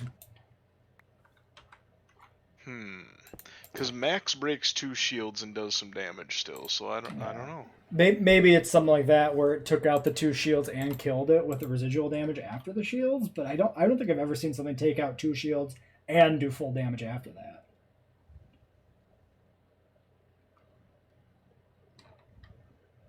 It feels almost too good to be true. Although I guess counter just fucking killing it is also pretty good. So, I don't know.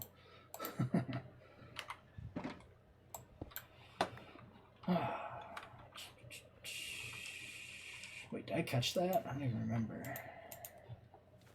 No. Oh, I caught this Tangrowth though. That's fucking cool.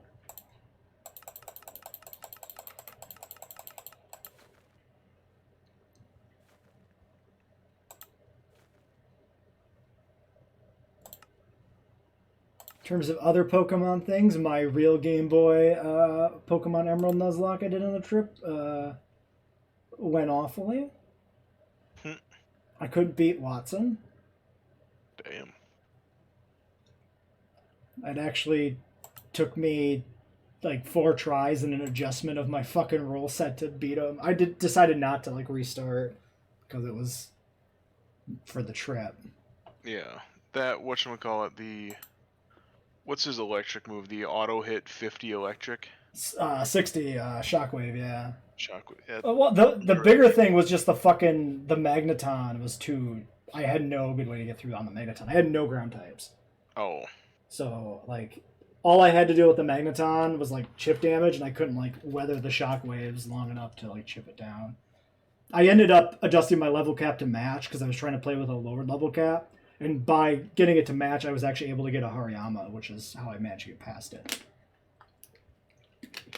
But before, when I was doing like level cap 1 below, the Hariyama was still a Makuhita because it couldn't evolve at that level, and the thing fucking just died to a crit and could only do like half damage to the fucking magneton with a fighting move. So it was a fucking failure. Like, died to a fucking crit the first time I did it, then I brought out the other guy to try and chip it off, and he just ended up hitting it down at a fucking healing range and just full restore. It's like, oh, I lose. Well, not full restore, but effectively full restored. And then I just fucking lost, so. And the second fight I went in, I, like, chipped it down. I tried the strategy again with the Makuhita instead of the Hariyama at the lower level cap, and I, like, chipped it down first, and then sent in the Makuhita to kill it. Killed it, and then his Manectric came out, and I was just too damaged from chipping the Magneton down to be able to kill the Manectric. So it just swept me. It's like, god damn it. I can't kill the fucking Magneton fast. And I can't fucking kill the Manectric slow, so I can't fucking beat them both. But I managed to figure out a way around it. I had to basically play like super conservatively on the early Mons, and use a healing Dustox with like Protect and Moonlight, and just chip down his easy Mons and keep the Dustox alive, and then the increased level cap brings in the Hariyama for the Magneton, and then I was able to squeeze out the final Mon, the Manectric, with the rest of the team. It only took, I think, 4 wipes for me to work out a viable strategy and bend my rules. Not just because the Nuzlocke's invalid, but the rules I actually laid out at the beginning of the game I had to throw away. you didn't technically beat it. Yeah, well, it's still ongoing, too, on top of that. Like, I am only at 3 deaths, one of which was to Watson, but... And that was a planned death, because I had no way I could swap into the fucking Magneton. I just had to throw somebody away to get the Hariyama in there.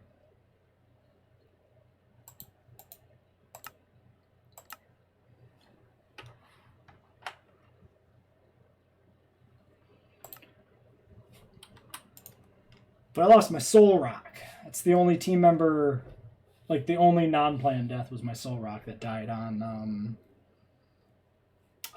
I think it died to Flannery. I thought it could take another hit, but it couldn't. Yeah, it died to Flannery fucking Sunny Day Overheat.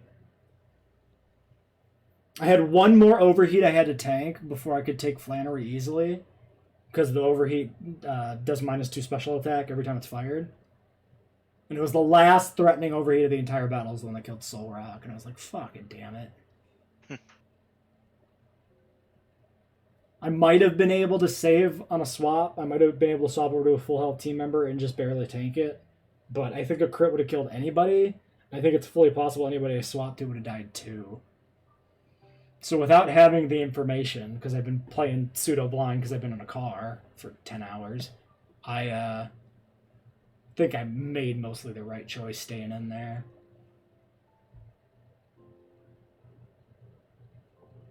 It's fine. Soul Rock's not great, and it wasn't a great Soul Rock either. So, being Gen 3, you don't get the Fizz special split, which makes anything that is already split between Fizz and special types bad in the long run.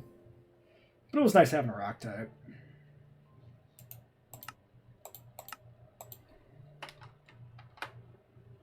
What do I name this Tangrowth? Names are hard.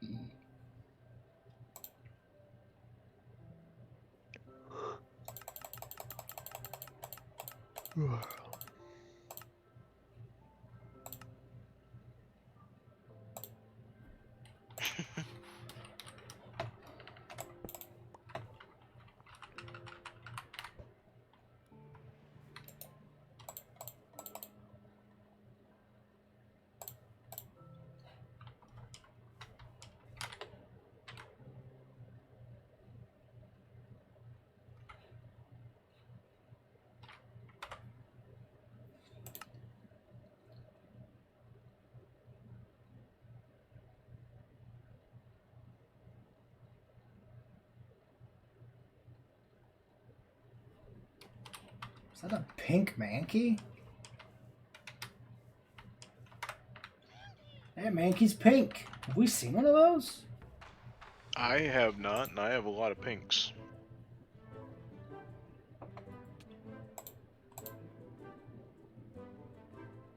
Oh man, I just got a random Snapchat message from definitely a real person. Cool. Was it nudes? I'm not clicking that to see the fucking... No, I'm not clicking that. Jesus. Have Google, for fuck's sake. Why would I click super, totally, insanely suspicious link? Because, I mean, https://snapsex.club/best is definitely a safe link. That sounds like a real Especially girl who wants you on my pretty phone. badly. Right? They called me a cutie and said I'm definitely their type, so I mean, how can I turn it down? Red flag. Real girls near you.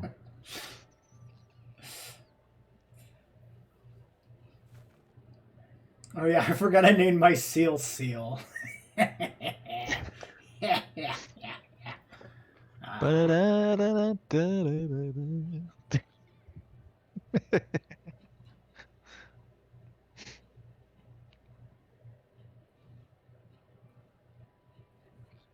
A Wisconsin song from by a Toros. soundtrack of a superhero movie, by the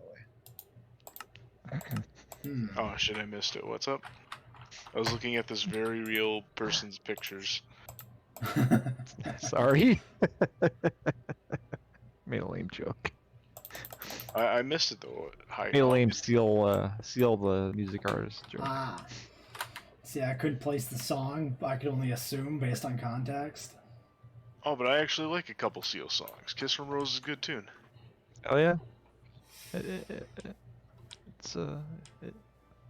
What's the term that kids use these days? It's a banger. It bangs. Yeah, it bangs. I wouldn't call it a bang. Straight up fire. I wouldn't call it fire either, because there's a lot of ice themes in No, there. it's there's a term I'm thinking of. I can't. I think Slaps. There you go. It slaps. slaps. Yes, that's Okay, what kids say. That is Tropius just flies through the air. Holy shit, I didn't know it does that. I mean, obviously it's a flying type, but like, I didn't expect to see a Tropius flying through the air. So, Get back here. I need you. Tropius, come back. My neighbor's garage Is full of light Tropius? is definitely flickering. Does anybody have some salt? I need to put it around the windows, no reason. Dude, my fucking hotel is supposed to be haunted. Nothing happened the whole fucking trip despite me antagonizing the ghost. I'm so mad. I was on floor 13 too! Well, floor 14 because there is no floor 13 because stupid Because, hey, and Mitch Hedberg has a wonderful joke about that. It's like, I know I'm on floor 13. I fucking know what floor I'm on. I'm a physicist. I can count to 13. It's like, people on floor 13, jump out the window. You will die earlier. You know your floor you're really on. It's like, I think number 13 is unlucky, then search the letter B, because it looks like a stretched together 13. It's like, hey, what's your name? Bob? Get the fuck away! Get the fuck away! 13013. I was like, bullshit, I was hanging out with 11. You talked about 12 about that shit.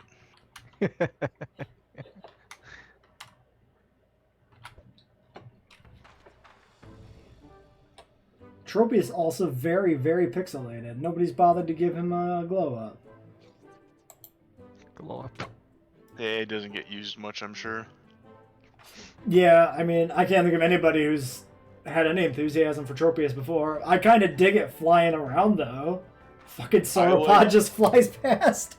I like Tropius more than I like Meganium, so I always have that. Yeah. Tropius actually looks to try and have like real proportioning as opposed to Meganium being a fucking tube Blob. yeah, tube sock puppet of a sauropod. That's true.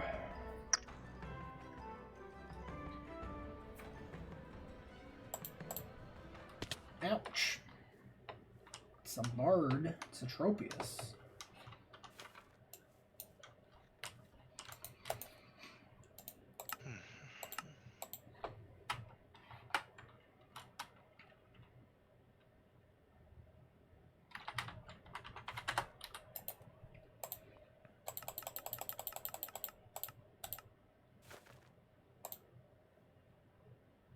Tropius would be a good candidate for a Mon to give a new evolutionary stage to.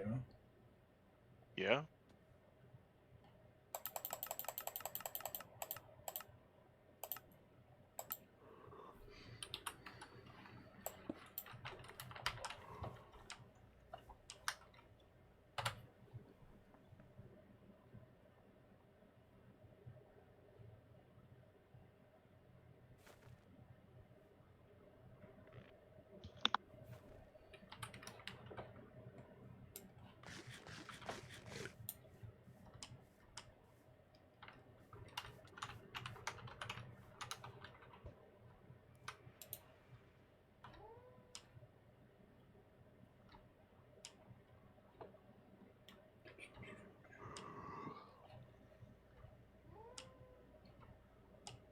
I inadvertently wore green to my talk on Thursday without even realizing it. It's good though. No, I don't want people to think I'm festive. It's hardly festive, you just don't want to get pinched. I saw that episode of South Park too at the hotel. Oh wow. That is an old like tradition though. Yeah. Not just the South Park excuse for sexual harassment. Poor Butters.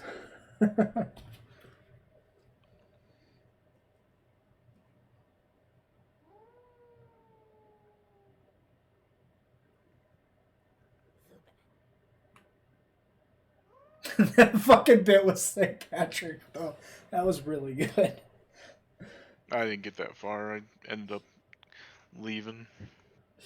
I never seen that episode back in the day either, so I don't know how it went. You just, it's a complete piece of shit. Like, St. Patrick's Day exists just to abuse women, basically. Like all the worst like qualities that you associate with St. Patrick's Day from like people who drink, and He's all about it's it, just huh? yeah, that is actually why St. Patrick's Day exists.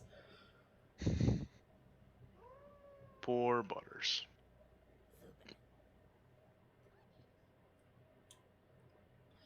Pretty sure he's my favorite South Park character. Well, as people have pointed out, and I do appreciate this, he is the only true, well, maybe not only, but for the longest time, he was pretty much the only true kid in the whole show. Mm-hmm. Here's my talk pictures.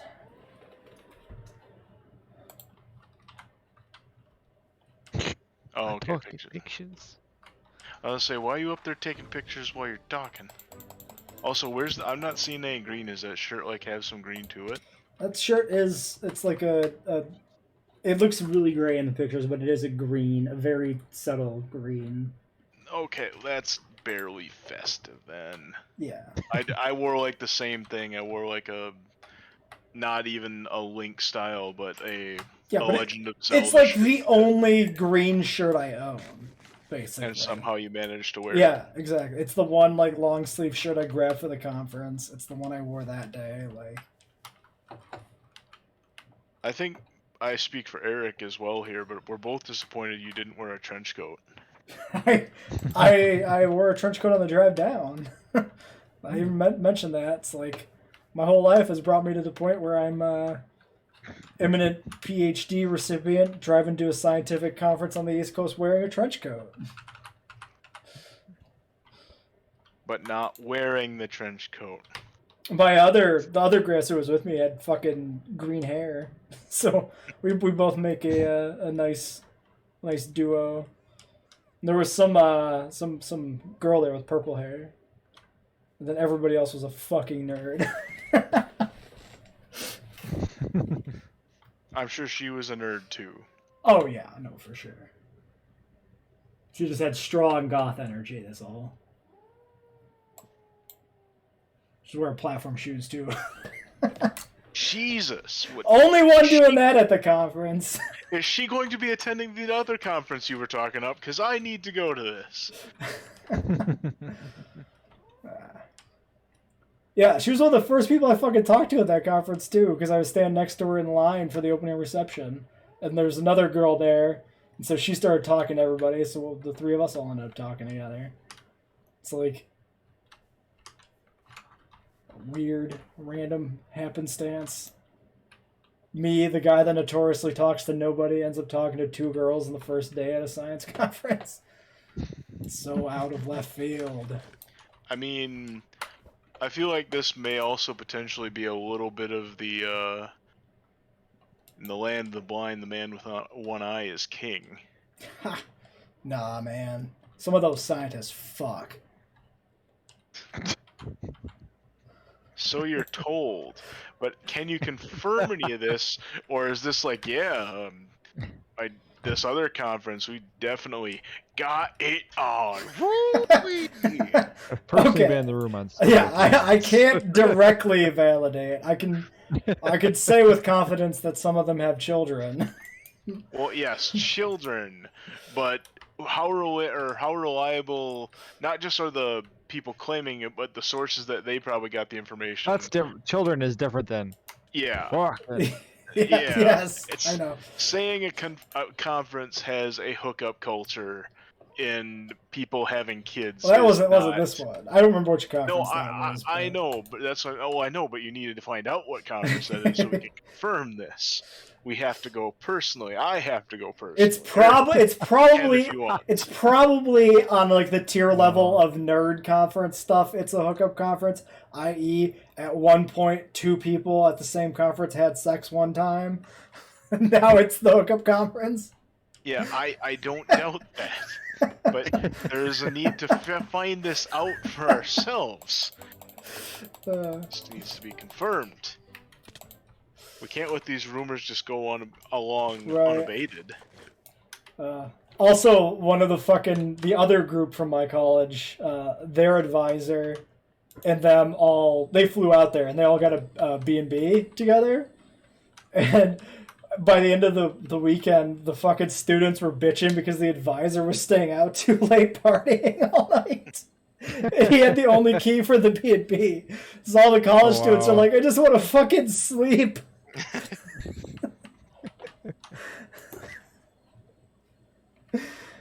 Just a phenomenal role reversal. I also did not flag him for being the party animal one. I know for a fact he plays Magic the Gathering because we talked about it. Very nice.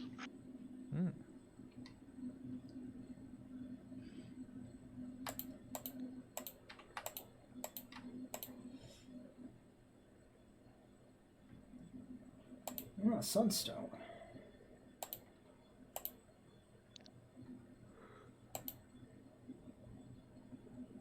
Hey, my Orb of Frozen Souls is more than halfway. Wow. Maybe I'll get that Articuno before we end this series, not the stream. Articuno is not happening today. No, you'd have to really go to town on some fights. Yeah, and I don't see myself going till like fucking 1 a.m. or anything today because I've been up since 7, so 7 Philly time, which is that 8 our time actually then? I don't know. But also I was on the road all fucking day, so.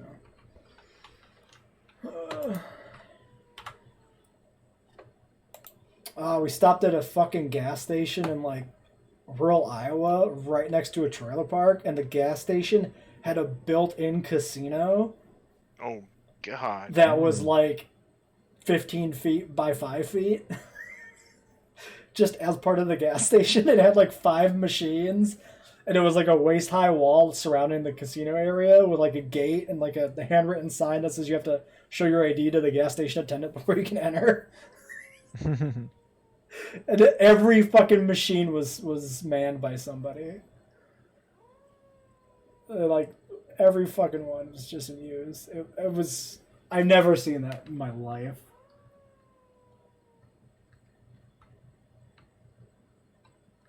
Also, the weirdest fucking bathroom. It was like a good sized gas station bathroom where you'd see like a good solid 4 stalls or whatever. But it was just your standard 1 toilet gas station bathroom. So it's just this giant fucking cavern with a toilet at the end. Oh.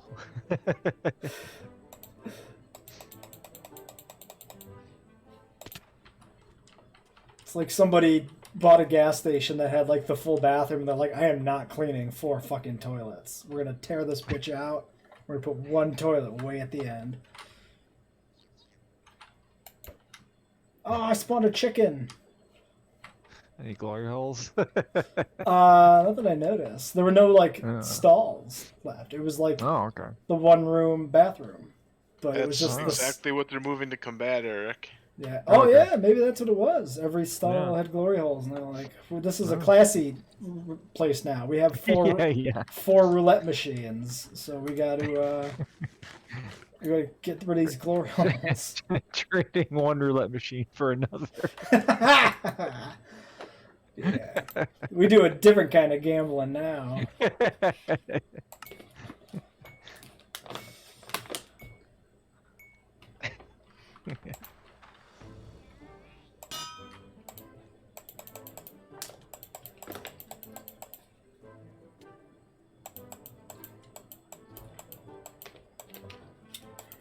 Ah, shit. I should redo my stream layout this weekend.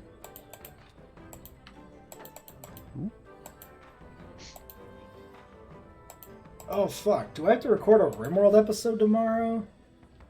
Probably. No, I've got one ready for Monday. Well, I pre-recorded a bunch of stuff. I was trying to finish RimWorld, but I actually couldn't finish it before I left. So I've got like 1 episode left to do or something, maybe 2, depending. The game barely runs anymore. I fucking broke it. It's a mess. This is what happens when you let your people reproduce and have children. They fucking break your world. That's what happens when you play God. Yeah.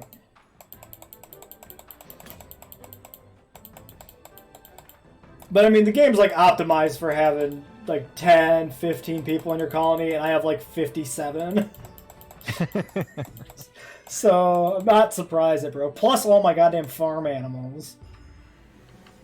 And my giant map spanning town I built. It was an interesting run, but it's really fallen apart. I'm not sure if it's hilarious content to watch me suffer through the game or if it's just bad content. I honestly can't tell the difference.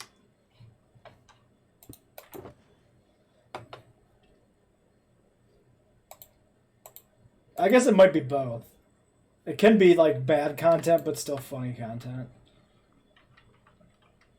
Unless you watch me play fucking RimWorld at like fucking half FPS. It's like every 2 seconds a fucking PowerPoint slide comes up.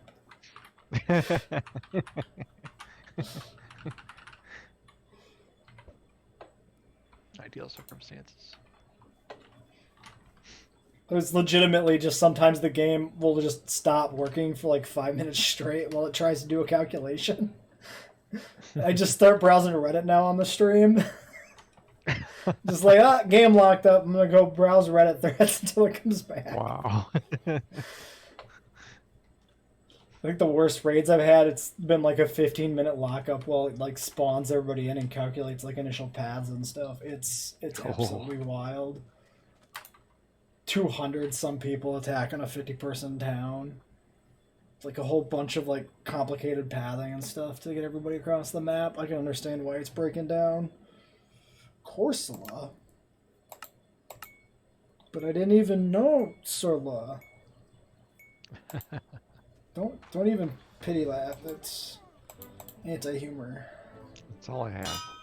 That's fair.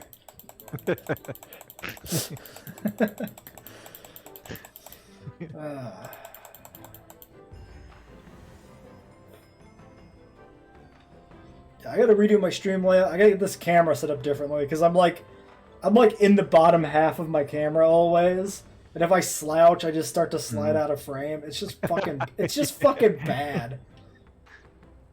Do I have a Corsola? It's like you have a turtle head. Yeah, I probably need to like maybe put the camera sideways and have like a long image, which will fit a little bit better with like game windows anyway. Something like that. And then it's got to be lower, but like I put it on top of my monitor because like where else am I going to put a fucking webcam? And it's just my monitor too big. Monitor got too much space it takes up. It's big like my dick.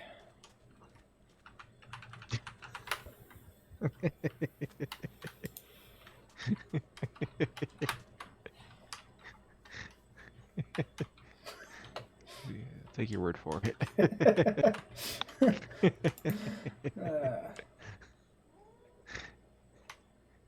Who am I to doubt? Thank you. I appreciate your support. Big as a webcam. Hey, wait, no.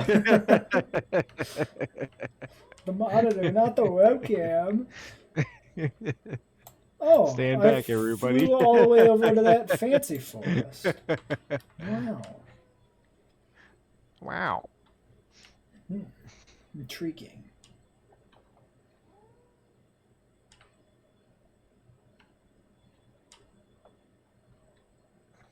But also, like, I gotta start writing my thesis, like, now. Oh boy. That doesn't sound good. I mean, I started it. I wrote down 6 words. That's how it always goes. Which are the different, like, sections of the introduction to the thesis, I think. It's like stars, stellar remnants, like feedback. Outline. Yeah. You gotta start somewhere, man. You gotta start with something. No, hey, I ain't say nothing. I'm the last person. I've been informed that I can expect that some of my committee members probably won't even read the thesis. So that's nice. Oh, no. I appreciate the candor of my advisor of letting me know that academics skip corners in the same way that students do. So, like, yeah, some committee members, statistically speaking, will probably only read the introduction to your thesis instead of actually reviewing the entire document. It's like, cool. I mean, those habits aren't going to change just because you... Yeah. I don't know if I take that comment at face value. I feel like that's a trap. I take that comment at face value. I do. You would know better.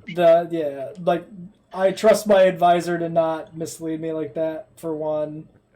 And also, I don't assume it's a Not blatant that you statement. would like half-ass or anything. Yeah, like, and it's not framed as in don't try. It's framed as in like make sure the introduction is good, because some people that might be all they read. So make sure you do that part right at least. For sure. Yeah.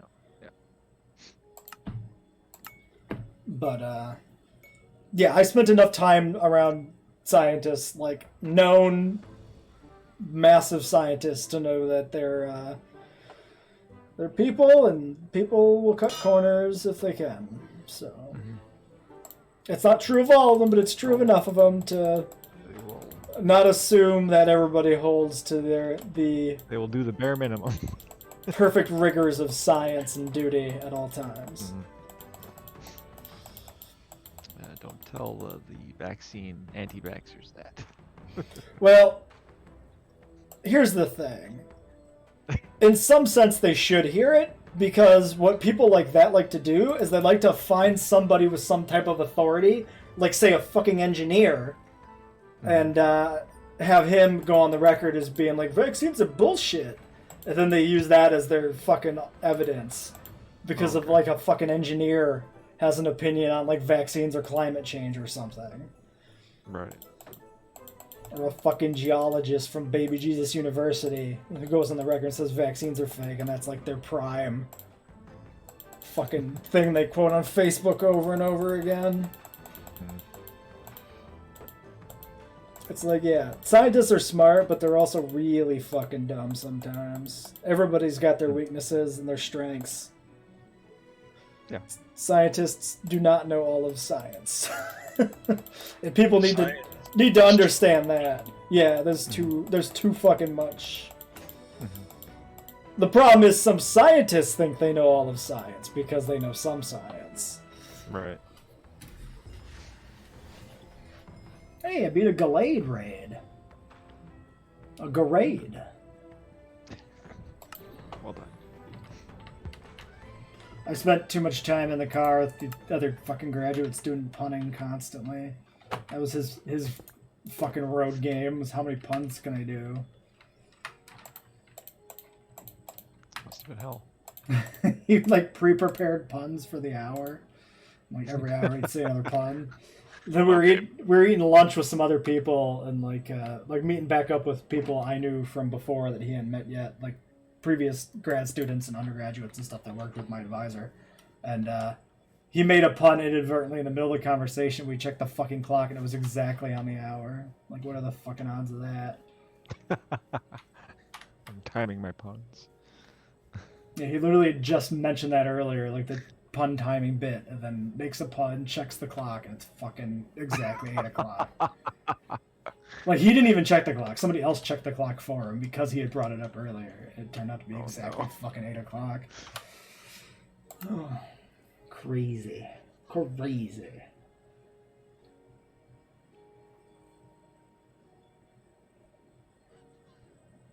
Apparently you'd been on one of those road trips before. Yeah. Sounds like he goes on a lot of road trips, not necessarily academic road trips, but he's a sociable boy. He's everything I am not. Stays in touch with people from his previous university and stuff. He's a complete opposite of me in that regard. I like legitimately forget people after I don't see them for a year. Yeah. And then they go to my university again and they say hi to me in the hallway and I just brush them off because I think they're a random person, only to find out later that, no, you were friends with them, and you taught them to play cards, and you guys hung out, like, all the time for, like, 2 years. And I'm like, what? What was this? And they're like, 2 years ago. And I'm like, what? Are you sure? I have to have another student, like, intervene to find out their name for me. I can't remember it. I mean, how many randoms that you have no association with just say hi to you in the hall? I mean, not too many, but it's like sometimes people are nice. I just assume anybody who acknowledges me to that extent, yeah, like you, similar to what you said, but I just assume that I'm the one who's forgotten and I immediately re-acknowledge. Or like I don't recognize them fast enough kind of thing. Oh, this is a fucking trap. It doesn't hurt you to at least give them the nod. Oh no, I don't ignore him flat, but I don't like I just assume he's somebody I talked to somewhere in Iowa City. Like I didn't know he was from Eau Claire. I assumed he was somebody I had met somewhere in Iowa City. So I said, "Oh hey," and then I walked away. Because I assumed he was from a class I had taught, or he was from, a meeting one time, and then somebody told me later, it's like, no, that's your friend from Eau Claire, one of the only people you talked to for like 2 years of your undergraduate degree from like 2 years ago. You taught him Netrunner. Like, I did? Are you sure? That is pretty fucking bad. That is really bad. That is so bad, I legitimately have no idea how it was that bad. I think the more likely scenario now is it's Mandela. Yeah.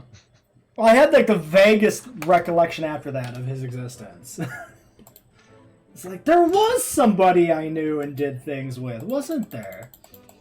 And it's like he looked familiar to me. I recognized him from somewhere. I just couldn't place it. And it turns out it was fucking Eau Claire. But yeah, no, I still barely remember anything about him. So sorry if you're watching that I forgot you. My brain is bad.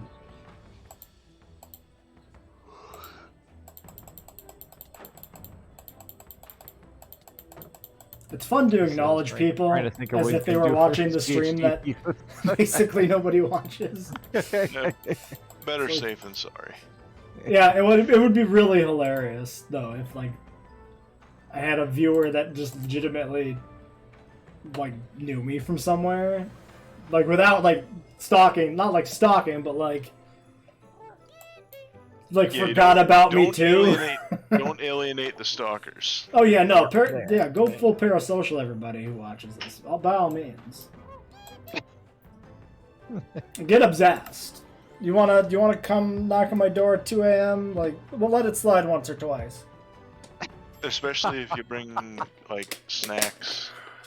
Well, just make sure you leave a tip every now and then. Heavy breathing, go for it. Yeah. Right against the door. You want to like blow a load on the back of my car or something? Like, Well, be careful with the phrasing there. just leave a good tip and we can talk about it. Also phrasing.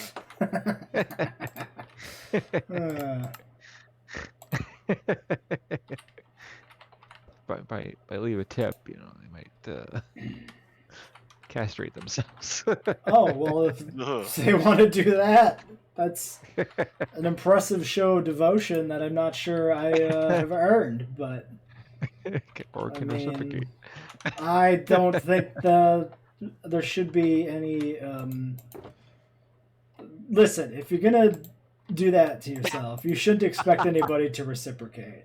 That's my helpful advice for the viewers today. I mean, yeah, they're doing it because they are devoted to you. It's not really anything that you need to reciprocate. Listen, when Pablo Picasso or some other fucking Technically, artist you're or already doing it whoever right now. cut off his ear or the tip of his dick or whatever the fuck it was, he didn't expect the other person to do the same thing back, okay?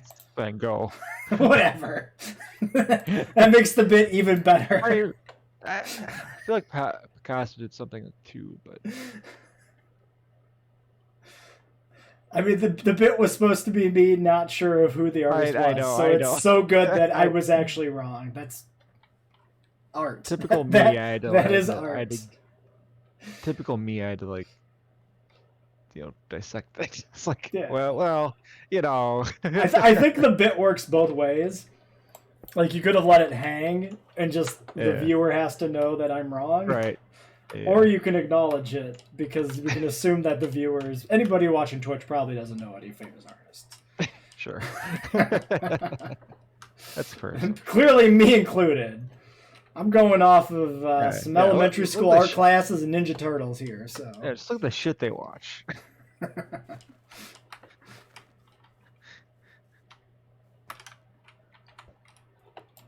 The typical Twitch Okay. watcher isn't brain dead. I don't know what is.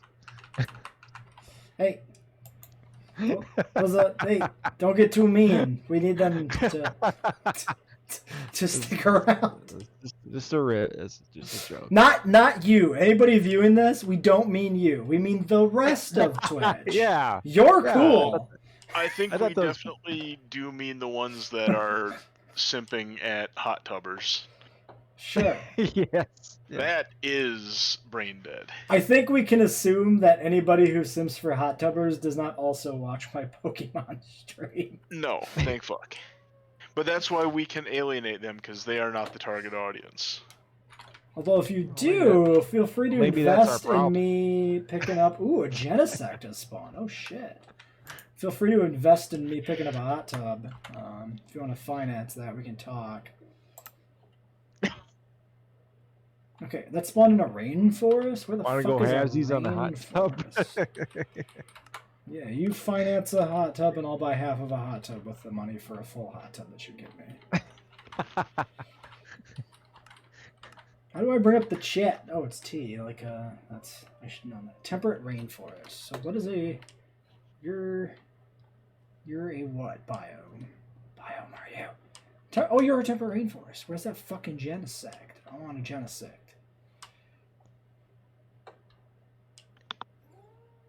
Here, genesect, genesect, genesect.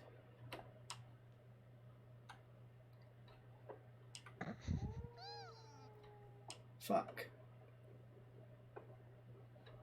Please still be around. I was like, oh, there it is! I wasn't quite in the biome, so... I'm gonna assume a genesect is hard to catch. Do I have a master ball? Yes. Yes, I do. Master balls, heavy balls. Sure. Huh! Genesect! Genesect, come bake! Hey, buddy. Wait, where are you? Where the fuck are you?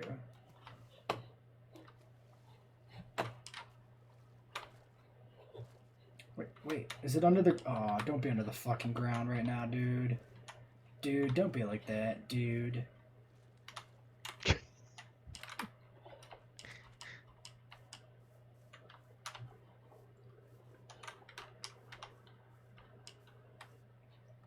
Wait, I see something moving in the tree. I think he's in the tree. Ah, he's stuck in the tree. It's perfect. He's very tiny. Are genesects small? In general? I do not know. He's just a baby.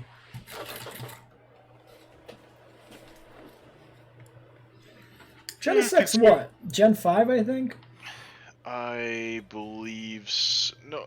Four? Genesect was 4 or Diamond 5? and Pearl. Yeah, Diamond and Pearl. So Gen 5 4. or Gen 4. Four. Gen 4. I only know that they're in that because I was planning on having one in the Elite Or no. 4 in my ROM hack. Is it? Because no, it must be Gen 4 because he's used the plates No, he uses drives. or drives. Sorry, my bad. So it must be Gen 5 then. That It would be kind of weird if it was Gen 4 is 4 because already it's already pretty. on Arceus. Yeah.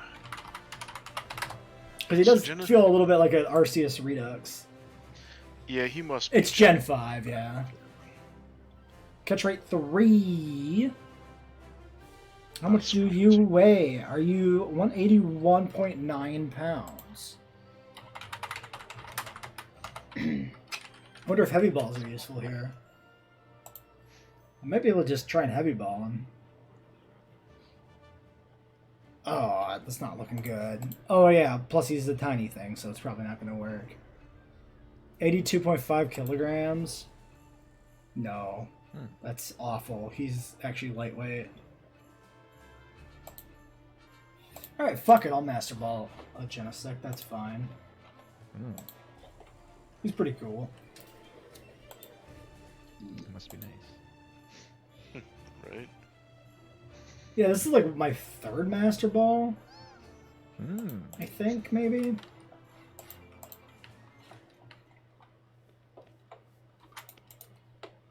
Hey, he came with a plate, or a drive, I mean.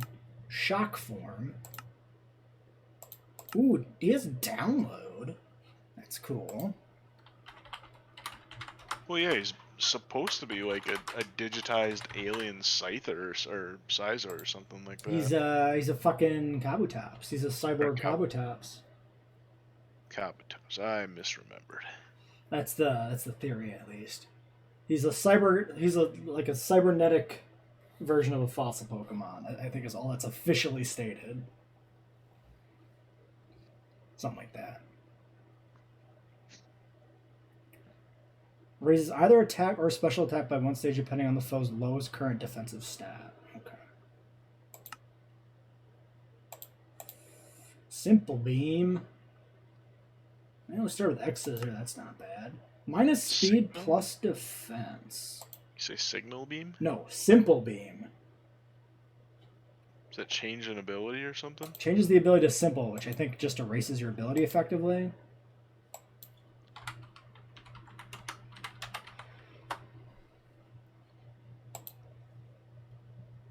Oh, also, he's Scizor's typing, of course. I should consider that. It's like actually already have a Sizor, so maybe using a Master Ball on a redundant Genesect not the best. Yeah, but it's a legendary that you're always somewhat intrigued by. Yeah. Okay, plus defense, minus speed. Kind of middle of the road. Techno Blast.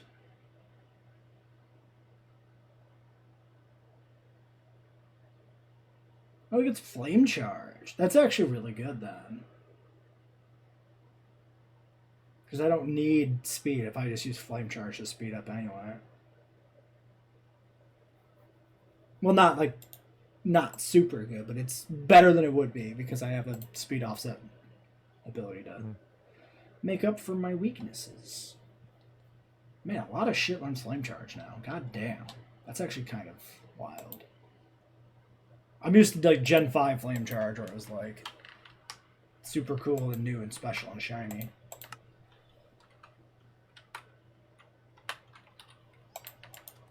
Alright, what do I... Oh yeah, also I have all sorts of other shit now. Oh yeah, also what the fuck do the forms do, actually?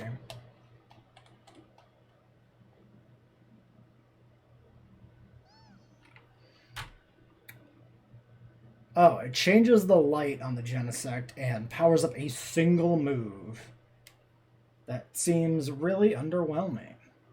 Yeah, the light thing is barely noticeable. Super gimmicky. Alright.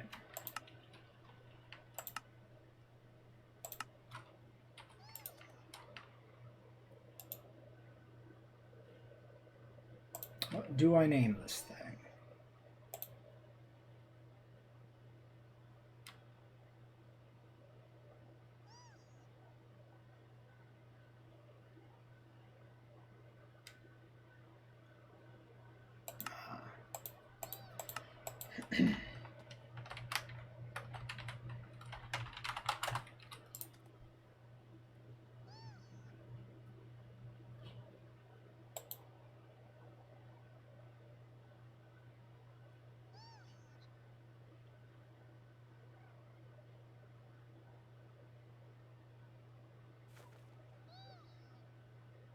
So much smoke detectors going on.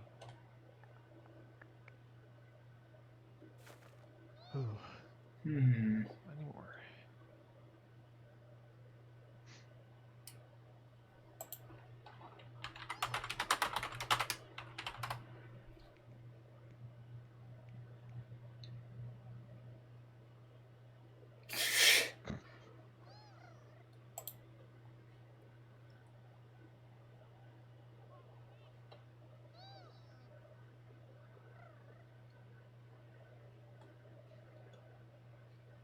Yeah, sure, fuck it, that's fine. Whatever. I'm not gonna use it anyway. You can have a name. Executor! What do you... You're naming your Genesect Executor? No! I also have gotten Executor from a raid. Wow. That's... actually has attacks. Amazing. Ordinary growth is just normal.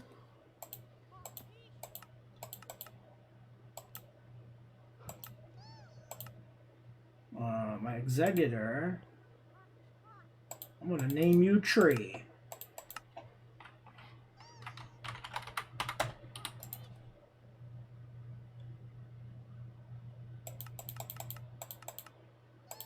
And a Cinderace.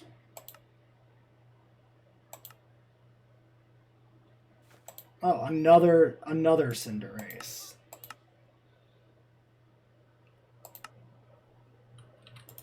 A giant second Cinderace. Wow. Welcome to the trade box, I guess. Oh, there's an egg in my trade box. What the fuck is that egg from?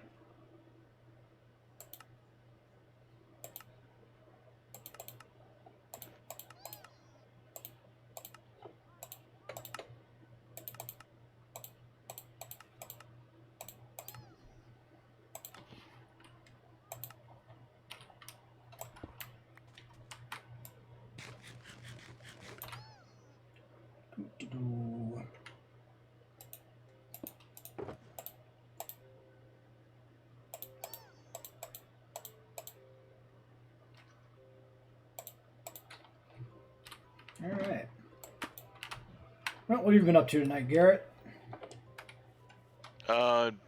Jack shit, just running around back and forth at my house.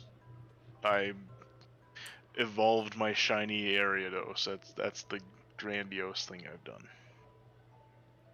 Holy Like, I'm crap, just what's an Ariados evolve grinding. into? Well, I evolved my Spinnerack into Ariados. I finished him. I finished That is Pidgeot a last time. Pokemon that deserves to be way better than it is.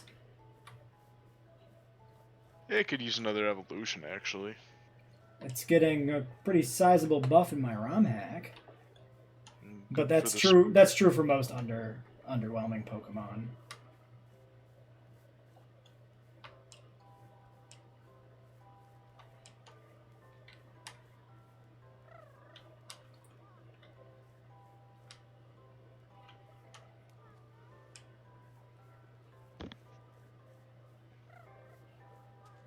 I seem to remember it was pretty decent in Driano's Gold Silver hacks, which was pretty cool.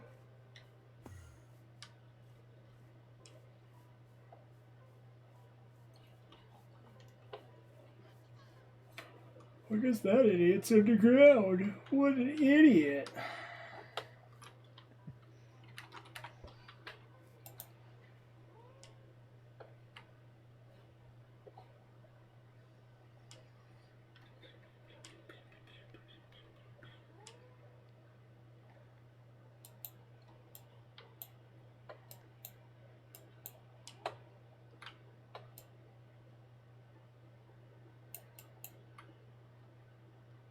That is a Swoobat.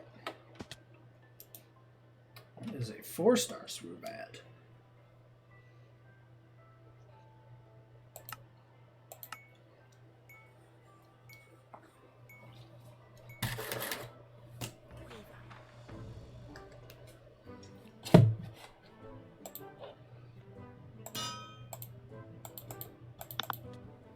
Hey, other computer, wake up. Wake up, idiot.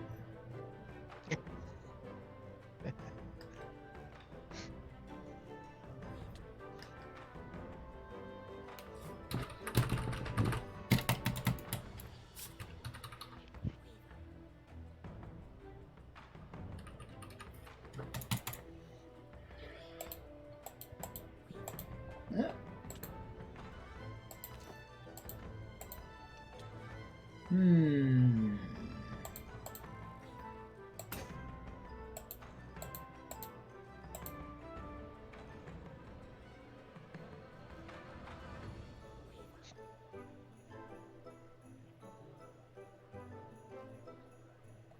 Science man. Doing the sciences. Like right now? No, just looking at my picture. Because I had Discord in the back.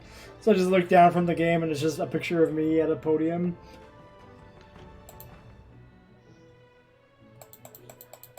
I am tired. if you can't tell. Yeah, no, that's fine. We don't have to push it tonight. I'm actually, after you told me you just got back, I figured I'm surprised you wanted to even go for anything tonight. I had to do something tonight. And I don't have the energy to do anything productive. So this is nice to just shoot the shit and play a casual, non-threatening game like Minecraft. That's fair. Other computer appears to be glitched out. It happens when that one gets rebooted sometimes. The computer's been on its last legs for like 5 years. Just turn it off and turn it on again and it'll work just fine. Probably. It's always the hope. One of these days it's not gonna. Also very true. Should make sure I backed everything up on there properly. But it's just been so many years of it being a piece of shit that it's just like, just used to it. Hmm. Oh, there's something to throw out then. Because because I know we've briefly touched on this. I'm not sure how much we got to actually talk about it. Me and Jesse have talked at length, but Eric, I know you're not as enthused about the Ark thing, but you're willing to play it, right? Well, I'll give it a shot. Yeah. Because it's free on Game Pass. That's the big thing. I don't know if it's crossplay though. It is. Oh, okay. Yep. It's not crossplay with Steam. Me and Jesse would be playing it on the Windows version. Oh, okay. That's the trick. So we'd be able to play with you though.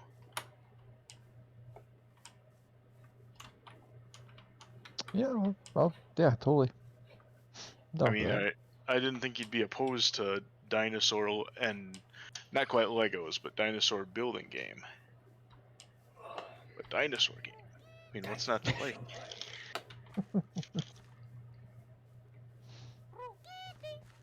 Because there's pretty much a real. Unfortunately, there's no Herreras or Ceratos for Jesse, but there is Baryonyx. Then there's a Carno. And there is a Carno, and the Carno is pretty fucking solid. I don't know, what are some of your favorite dinosaurs, Eric? Oh, Kylo. You like Ankies? Yeah. Ankies Dude, have been my favorite since I was a kid. Anki's one of the most important fucking dinosaurs in all of Ark. Oh, that's good. They're not fast, but they are a living pickaxe. They are how you get metal. So getting a Anki with good carry weight and good melee is a very important part of the game. Very weird. And trikes are solid early game. They got Styrak in Ark at all? There's a skin.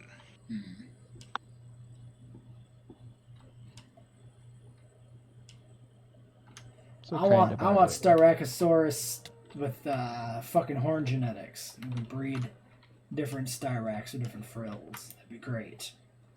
With horny genetics. You don't get different. I don't know why. I made that The joke. features you get are just the skins are just different colorations, but there are a lot of coloration stuff. Yeah. Part of what I like, part of the reason Styracosaurus has become one of my favorite dinosaurs is because of all the horn variation and that whole discussion surrounding that. And the Rubeosaurus debate and everything. Or, not even a debate, Rubeosaurus just don't exist.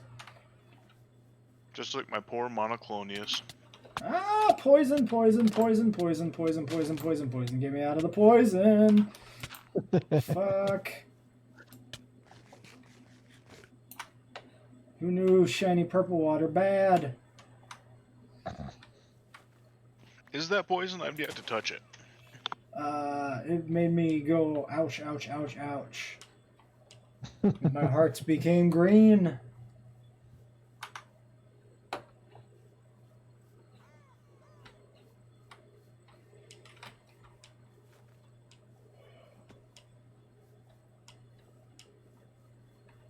That's the purple water in the swamp. Specifically, it was in a lush swamp. So there's, I think, some other, just color palette swaps with water, too.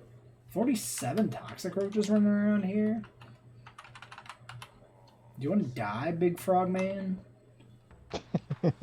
I'm gonna kill you.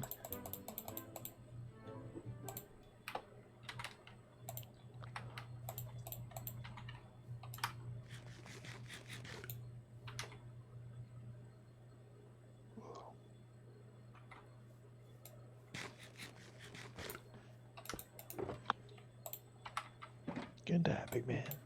Ugh.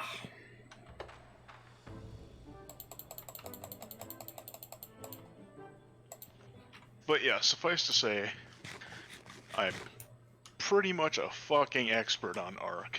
So, aside from actually technical setting it up stuff, because I have never set up a server, hopefully Joe would be able to help us out there.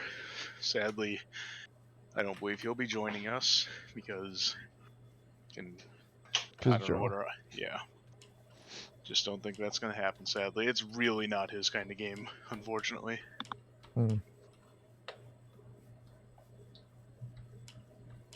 Although I don't know what his kind of game is anymore these days besides JRPGs. Which is probably why we've been able to convince him to play Pokemon so many times. Yeah.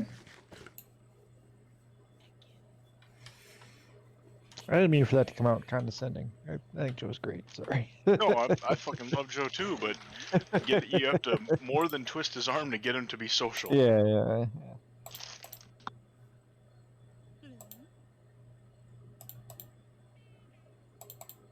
Pink Gloom. Do I have a Pink Gloom? Pink Oddish is common. I have a Bellsprout. I mean, none of them are common. Well, relatively speaking. Have we encountered Oddish Gloom in pink form? I have 2 of them, but I have 2 of a lot of pink forms. I've passed up pink forms at this point. Yeah.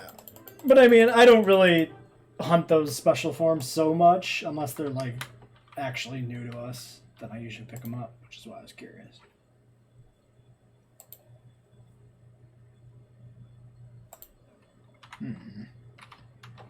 My inventory is full.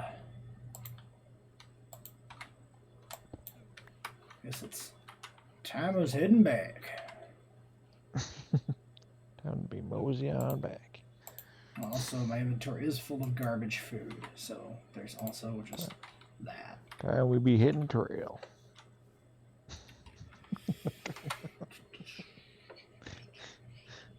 Yep.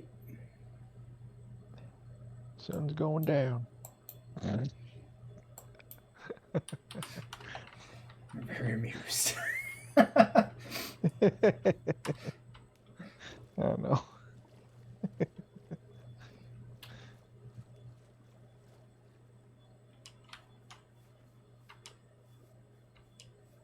Whooper.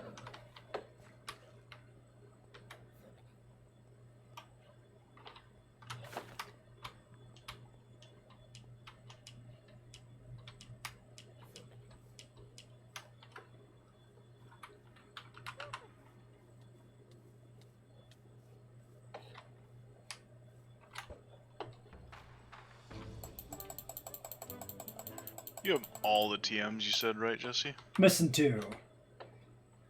Missing you have- 61 and 79. Yeah.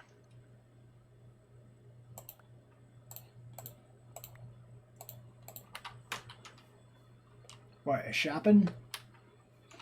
No, I just need to put a fairy move on my Eevee.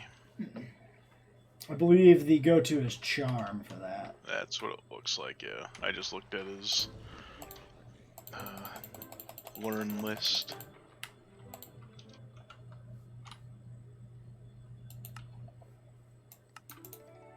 One pure incense.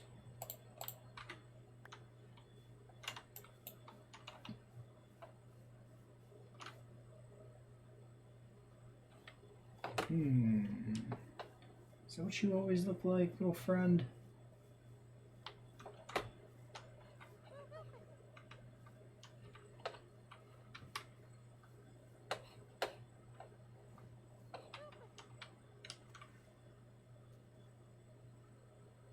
I guess so.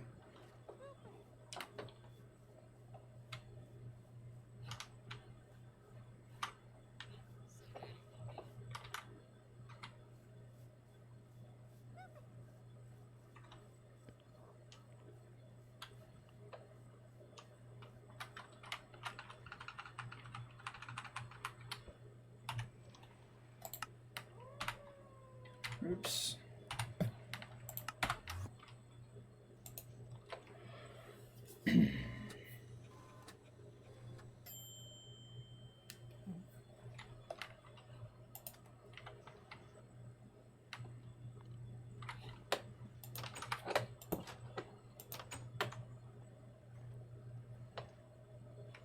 Sup? Oh, Garrett's in my house. You already know what I'm here for. I know. Just curious if there's anything else. I'll take my pants off. Fake tears is Luscious lips. dark. That's strange. Yeah, Charm is the only TM, actually. I mean, it's possible one of the two I'm missing is also fairy, but the only fairy TM or the only one Eevee can learn? Eevee can learn. Oh, okay. Yeah, that's yeah. I think I remember seeing that. On the list. Surprising. Yeah, for it being a precondition like that, yeah. But it learns Baby Doll Eyes at 15, so that's just more a matter of getting it a Right. fairy move early. Oh yeah, that's what I was doing. Genesect. It's a big Obama snow.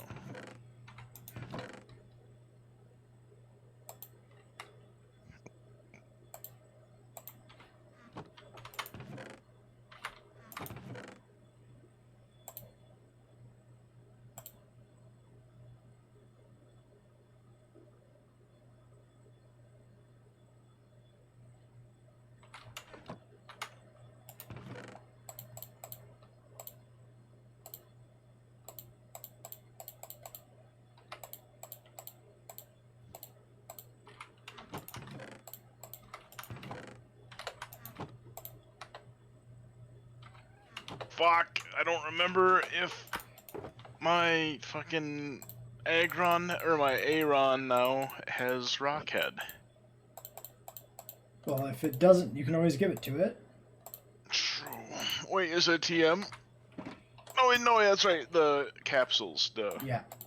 Yeah, good call.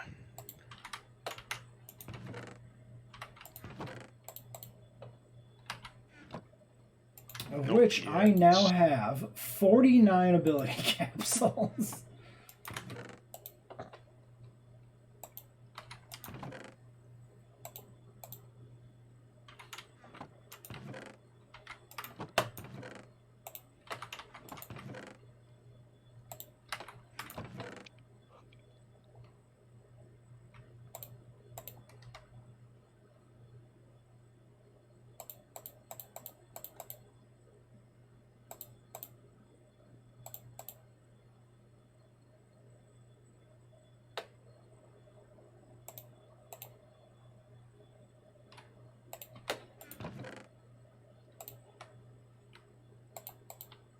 Did it also have to be day for Sylveon, or just the fairy move in a biome?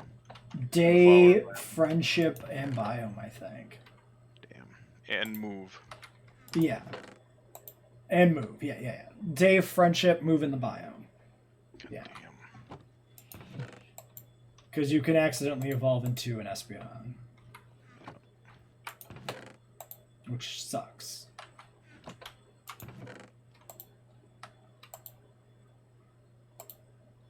Gotta keep your finger on the trigger for that one. Okay. Mr. Genesect, what do you do?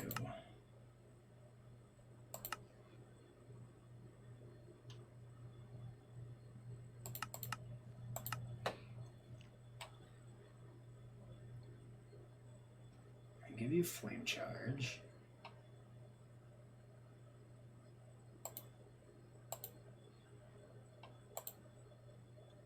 You can learn Fly.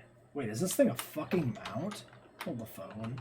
I mean, it should be. Look at the size of it. It's tiny. Oh yeah, but look at the size of Oh our my god, Caesars. the animation though. Holy shit. Oh yeah, Our- oh, he turns into a fucking... Are you kidding me? I don't know. What is it? Are you fucking kidding me? I've never seen one. He transforms into a fucking flying platform thing. Ah, it's so hard to fly in third person mode. Looking at myself. He transforms. He's got an That clears it insane up. animation set. Okay. He's got like a full-on like mecha anime thing going on here, where he like transforms into a fucking torpedo and then Oh, cool.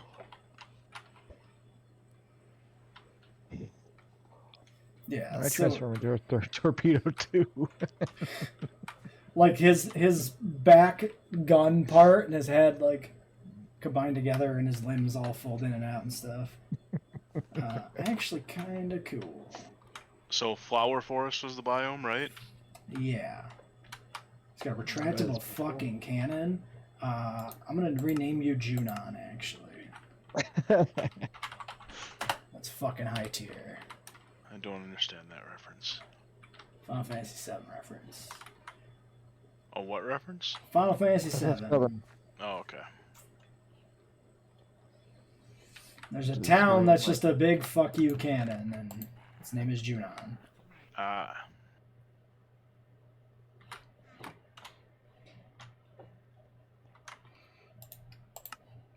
It's got a weird learn set. Like for a modern Pokemon. Very retro. In Well, that if and that his steel typing is like purely for fucking theming. He learns like one steel move and it's fucking like metal sound. Well, metal sound and magnet rise, but like support steel moves. You have like no fucking steel attacks. Natural learn or no TMs either? Naturally, I haven't looked through his TMs yet completely. But then he learns flame charge and zap cannon, so he's got a bunch of weird stuff. I mean, it makes sense. He's got a cannon on his back, so zap cannon tracks. He learns. It's kind of like Fly, Remoraid solar beam, thunderwave, self destruct, Giga Drain. That's kind of cool. Facade Swift U-turn. Cool. Flamethrower, Ice Beam, Thunderbolt. Shit, son. Not bad. Psychic. Leech. Ooh, Leech Life would be really good on actual bug. Actually, yeah, if I have a Leech Life TR, I'm gonna burn that. Fucking nope. No Leech Life. Damn.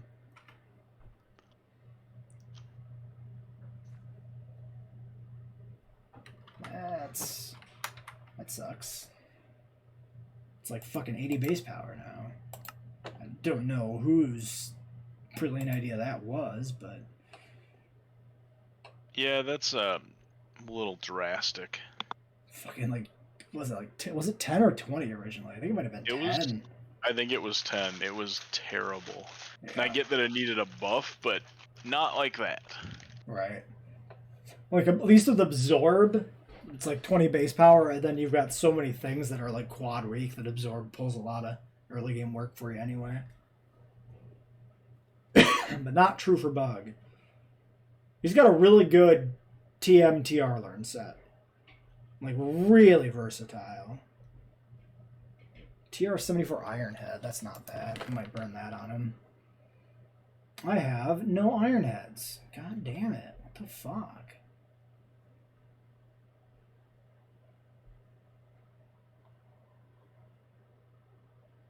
I have 5 Stone Edges. You want Stone Edge? Actually, I don't even think I want Stone Edge on him. Also a legendary that could work in the Sandstorm team, technically. Only technically. I have no plans to use him. Would not be noble. Alright, U-turn. Giga Drain.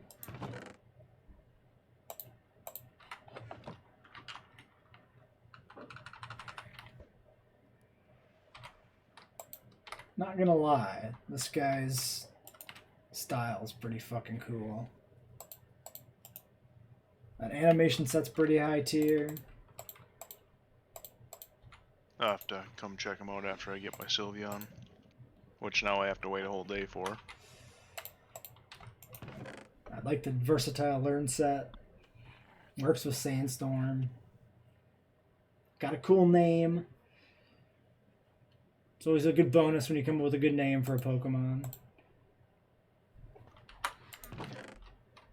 Came up with too many names. They may not seem like it as much to you guys, but since I've named my Pokemon ever since the first time I ever played, fucking almost 25 years ago, I've used up a lot of things. Like I feel bad because I'll think of a good name and I remember, oh yeah, I used that 15 years ago for a Houndour. Shit. Damn, what do I... You guys don't know this, but I know and it bothers me. Yeah, I'm I have like certain names I associate with certain Pokemon, but I don't have the issue of like this name has been used or used with a different Pokemon. I can't use it. It's not I can't use it. It's just I feel like I'm rehashing too much when I'm not in. For purposes of like, say, since we started streaming together, that wouldn't be the case at all. But I know I used it, and so it bugs me. I feel it's a completely pointless and empty thought, but I have it. What do I want on this dude?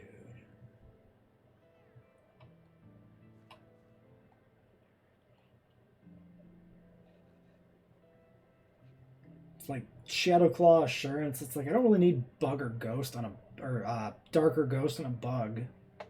It's already got that covered. I'm gonna give him Electro Web. I mean, I could just burn a Thunderbolt on him. Doesn't feel good though. I don't see why. I'd stick to only using TMs on him since he's not like a this is gonna be used guy. Yeah, well, I mean, it's because I have some of them. They have multiples of. I'm not so concerned, and he could theoretically get pulled out for a raid battle or something or a gym battle. Yeah, but still, he's a legendary, already has really good base stats, so he can do with slightly suboptimal move set and still kick some ass. I only got 2 Thunderbolts left, so I don't think I'm willing to burn one here. I could teach him that's Flare not worth- Blitz. 120. Also, keep in mind, like, if you're gonna use him for raids, what raids would you actually bring him in over something else? Right. Yeah, I mean, like, if I was using him as like a standard team member for something, I might want something to counter the fire types. But in the context of Pixelmon, I don't think I need that. Nah. Flare Blitz is a recoil move. I guess. So, poison immunity, of course, being a steel type. 4 times immunity, or quarter weakness, quarter damage dealt by grass types is a quarter. So it's best against poison and grass types. The fuck? But Bug already beats grass. I hate when they do that. Random level 30 trainer in a Charmander hoodie just has a Latios. Wow. Suspect. Just has, yeah. I kind of hate that, but I suppose in the way this game works with the legendaries constantly popping, I guess. Although the level thing doesn't get explained at all, since we only ever see him at 50 and 70. Actually, ground coverage would be pretty good. Because it gets me that nice counter for poison types. I could swap in, take no damage, and like smash him with some ground. And it would allow me to actually counter fire.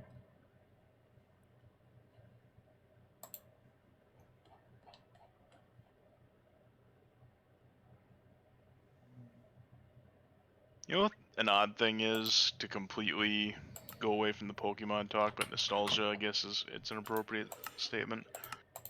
I know it's rose-tinted glasses, and I can stop myself from going too deep into it, but I kind of miss the driving around part of being a mail carrier. Kind of want to just go drive on the routes that I had. I feel like I should do that before gas gets too nuts around here. Yeah. Because that was definitely one of the killers of that job. Driving can be fun. If you like time by yourself, kind of meditative almost, it can be nice. Yeah. Kind of now thinking that the roads are clear. I thought of doing that a couple of times during the pandemic, just because it was like, hey, it's a good way to get out. I don't actually have to interact with anybody, and I just drive a route that I could literally run from the wrong side of the road. That is a cool, I won't say ability. I mean, plenty of people, anybody could technically do it, but I got, had to get pretty fucking comfortable with it. But just driving from the wrong side, like from the passenger seat, is just an ability that I have now. Right.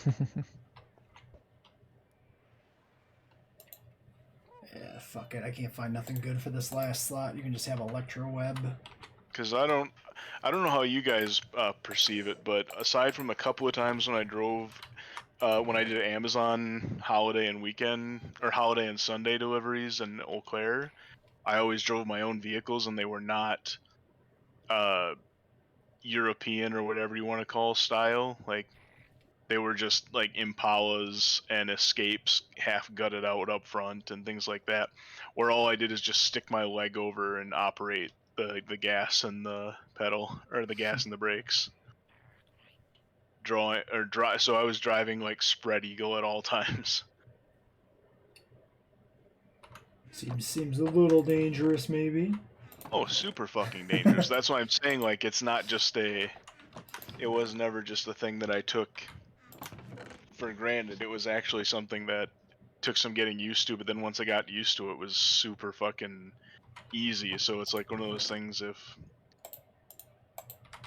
ever there were an emergency and I was in the passenger seat, I'd have no problem just reaching over and taking the wheel.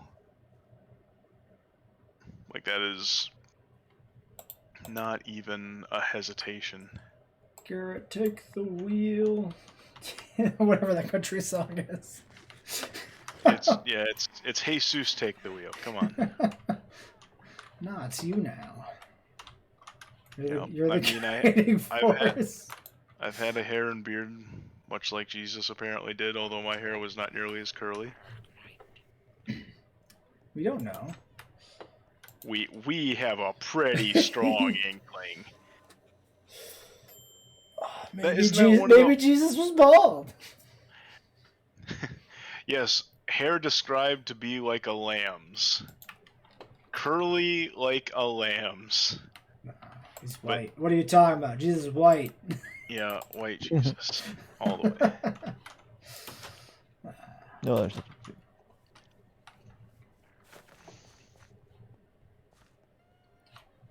Hey, I'm level 30. Let's make a book.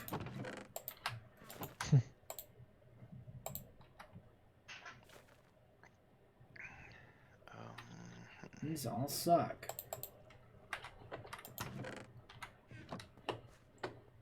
Like a lot. They're all really bad. Can I enchant something?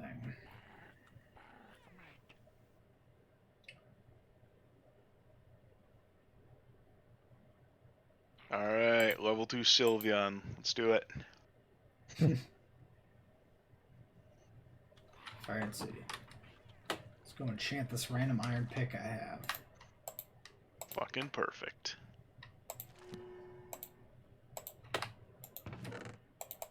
Yep, level 2 Sylveon. I'm the best. You did it. I have level 2 Sylveon, level 2 Espeon, and Umbreon. I fought a level 2 fucking Caterpie to pull this one off. To like specifically hunt for it. Oh yeah.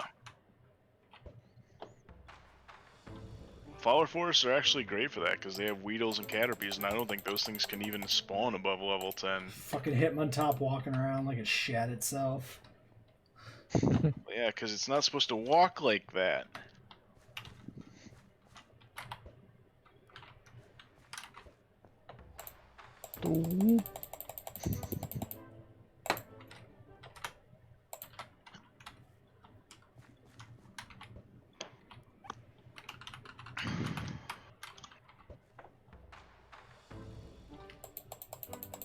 And I know I have to slightly walk back my griping statement to throw this out there, but honestly, everyone's freaking out about gas prices, and all I can think is like, haven't we had gas prices like exactly around this amount several times in the last 10 years? Like, this is not an uncommon thing. Like, I don't understand. There might be some gouging going on in some places in the U.S., which might be the must bigger be. source of the griping.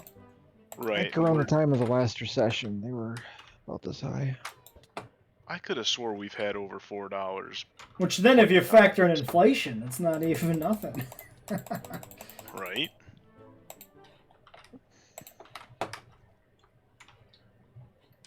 Actually, I'm curious now what that would look like. The inflation comparison with previous gas price up records. Mm-hmm. Yeah. I would similarly be curious to see how it turned out. Die, fucker! You stupid bird! Come on, just let me evolve. Let me evolve. I just want to evolve. Thank God we have Woodman's here. I'll just say that. Oh, why? What's Woodman sitting at? It's 369. Well, that's not bad. I should. Okay, so I definitely should go up to Eau Claire and then. Typically the lowest I've seen anywhere is Woodman's. They usually try to keep it competitively low. And the Quick Trip, I think that's right across from it, tends to Fall You have asleep. to try and have Yeah. the same price. So yeah, in order to not be totally blown away. when you go literally up to the next exit off Claremont, and that quick trip has like the $4-ish prices. Yeah. Yep. As soon as you get back on, as soon as you get on the exit of Claremont, just normal prices, Mm-hmm. like 375, whatever it is right now. Oh, it's like 384 in Osseo. I haven't filled up for like 3 fucking weeks, 4 weeks probably at this Ooh. point. I actually probably need to use the car recently. I guess I used the car right before I left because I picked some stuff up. But I don't go anywhere. I just drive a mile here, a mile there. I have to run to Eau Claire for groceries, so like Yeah. it does come up. Ah, I don't burn kill through yourself. a lot doing that, but fueling up is something I have to occasionally think about. Because I mean, I can do several trips to Eau Claire without issue. That's not the problem. Yeah. Without needing to refuel or even think about it. All right. There's my ginormous Haxorus. Got him done too. Oh yeah, I want to come check that. I gotta check out this Genesex animation and the ginormous Axorus. I'll come to your house. Genesex, what? I mean, we're gonna have when there's sex, there's usually genes involved. Yes. I thought so. I mean, there's the genes that you leave on the floor, the genes that you leave in the orifice. Lots of genes involved. Yeah. How he compares to the Dragonite. The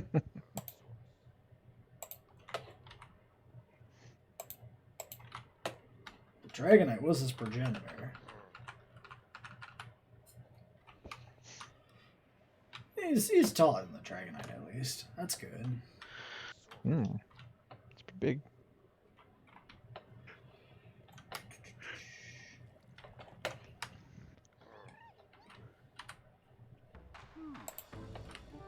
Fuck ass bird, piss off. You son of a bitch. That was a big Dragonite. Goddamn. Yeah, the Dragonite's pretty big, so. You have a small.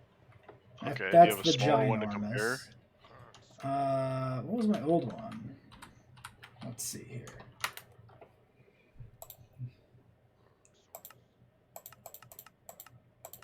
Sadly, this is like what I imagine he should be looking like, but Right. we've had that problem with a lot of months. Oh so no, my far. other Haxorus is locked in the box because of the bug. Oh, that's right, errored. Yep. I mean, he's a little bit taller than the Dragonite. The Dragonite's enormous, so. I like that we both have had that issue though. Like I have a Helioptile that's just lost to me, and you have a Haxorus lost to you because of glitchy.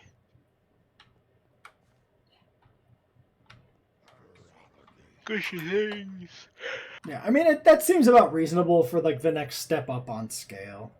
It's just that it's not, for it being special and requiring like special breeding to get, it's nothing crazy. Here's the Genesect. See his ball animation there? Oh no. Okay. Oh, okay. Yeah. And He that's turns it. back That's what into he that- flies around as. The fucking That's some, Looks like UFO. fucking Starship Enterprise shit right there. Yeah. Or just a water beetle. That's pretty cool. Yeah, he's pretty sweet. Shame he isn't bigger. Yeah, that's what was this one? Normal sized, I think. I thought you said he was small. Ordinary. Oh no, I said he looked small, but he's just ordinary size. Oh, that's better than our runt sizers. He's already got the COVID too. Nice. I don't even remember who you gave me that had COVID. I know you gave me one, but I know he's boxed. Oh, It must have been the hacks. The That hacks, makes or sense. the Axu or whatever it was. I don't remember what stage it was anymore. Here's shiny boy. Well, girl, literally girl. Ah, yes. Charlotte's Web. Yep. It's got handlebars. It's perfect. Right? Too bad it can't actually spider climb or something. That'd be really fucking cool. Yeah. That's the nice thing with like the monkey having a good jump height. It's like I can actually like monkey jump around trees and shit a little bit. Well, not He so does- good. Let's just say I that. thought doesn't it look was better than this when I was. I guess it's just 3 blocks.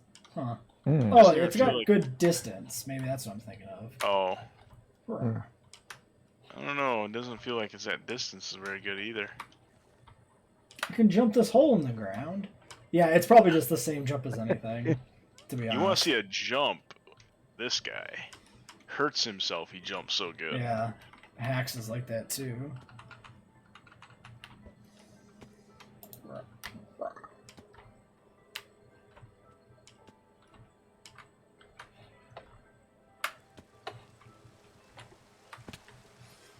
That is still the king of the kaiju, though. Nothing else is quite Yeah. stacked up to that. Oops. God, imagine pulling a ginormous or breeding a ginormous Tyrantrum. Yeah, Ooh. that is a good idea for a breeding project. How big was yours? Let's double check. How big are you, Hermes? He is giant. Ooh, so that's 2 tiers below sized. Holy shit.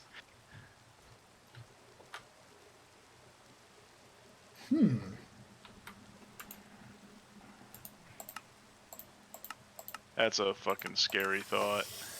Oh man. Problem is, oh well, I could just get a new one. Wait. Yeah, do you like? Do I actually have to breed any of the moves onto him? No, because he's in Gen 8.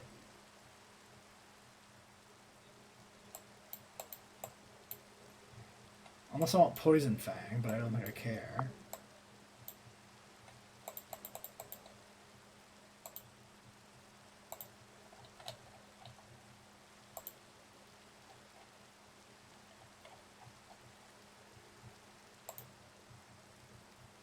Yeah, so it'd be easy to breed. Just gotta find a big one, or an enormous one specifically.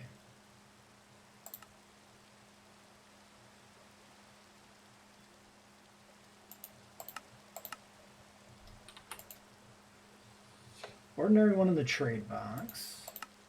I don't know why I looked at Nope. you. Don't put that in your dating profile. What? Easy to breed. I'm a master breeder. Isn't submissive and breedable like a big meme right now? Kind of, yeah. Breedable, I think, at least. But I don't know about the other one.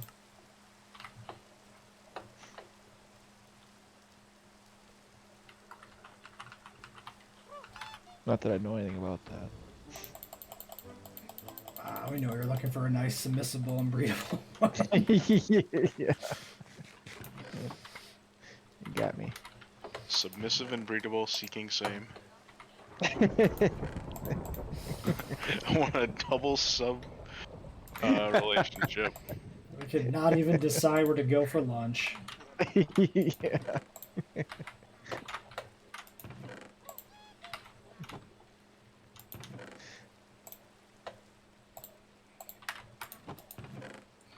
Well, that sounds like a good breeding project to do in the future. So.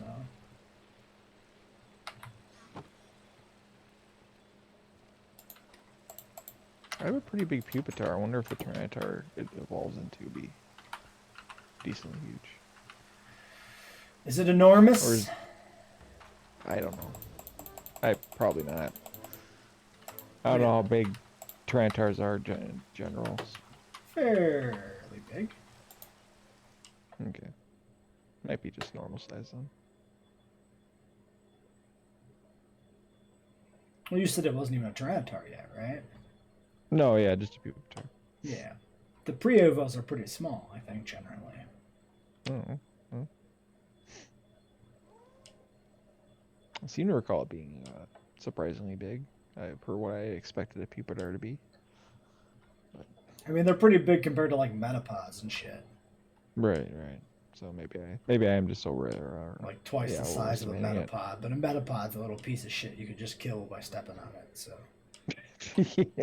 hey, what the fuck are all my waypoints? Why are all my waypoints turned off? Uh-oh. That's new. How long have those been off?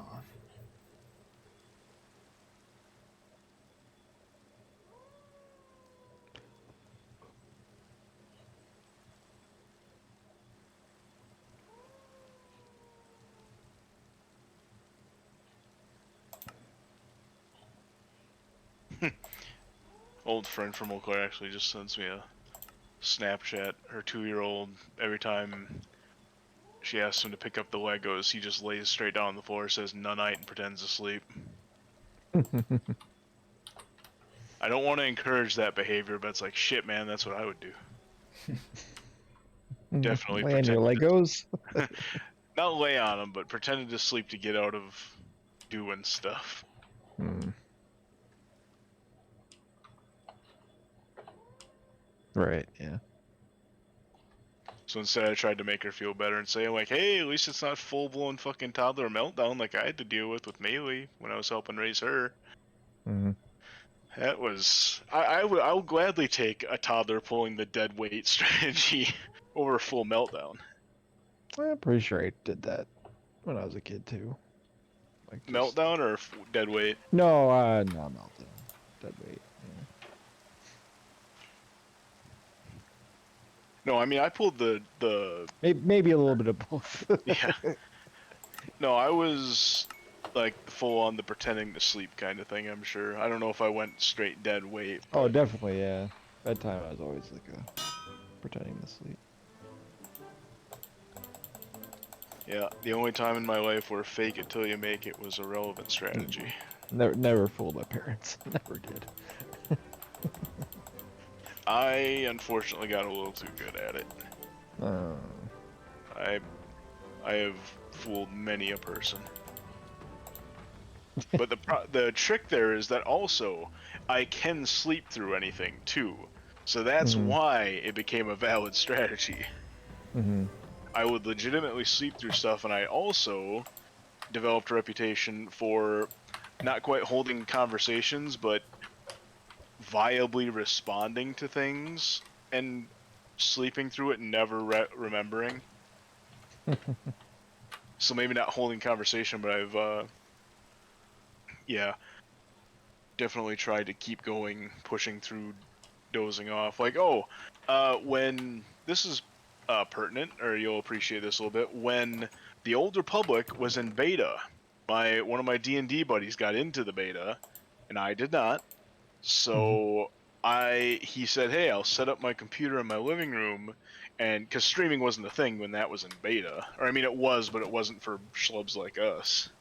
Mm-hmm.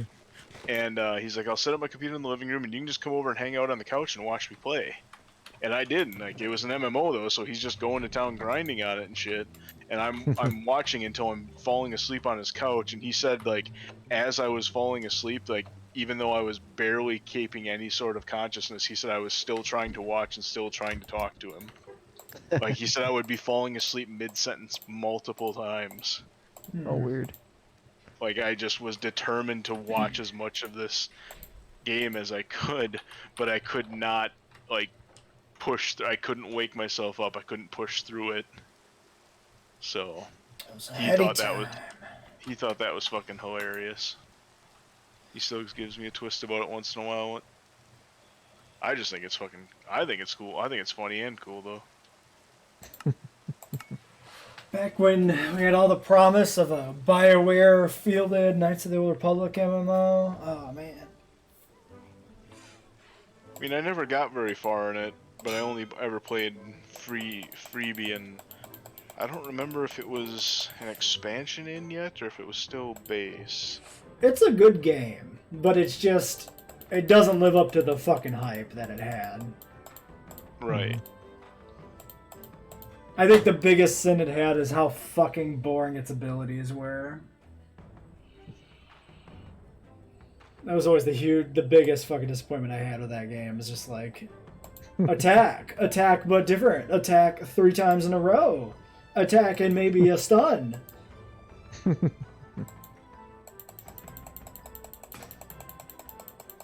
AoE attack. Yeah, it's like it was so fucking like Stun escape. like paint by numbers MMO abilities with like no cool stuff put on top of it. Mm.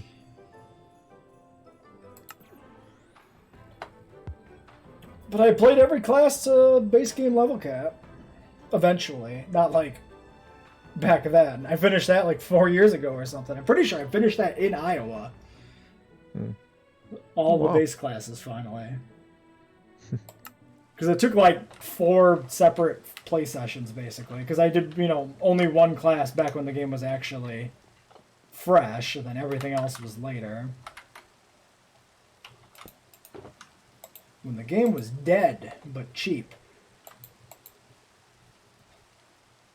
I mean, the game wasn't that dead. As far as, MMO death goes.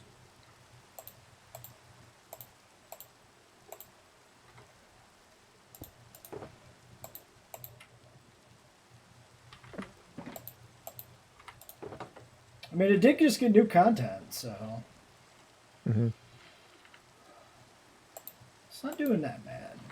I think there's always been a perception in that genre in particular of if you're not the best numbers MMO, you're just dying. And those are the only 2 forms you can exist in, and it's not true. Mm-hmm. But everybody always seems to act like it, me included.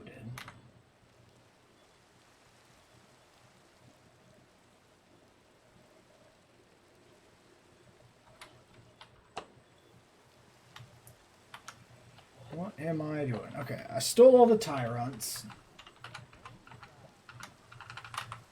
There were 7 jaw fossils in Superior.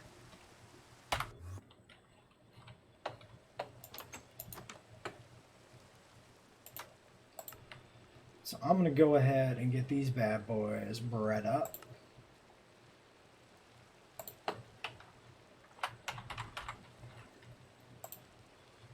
White, red, black. Luxury ball discs.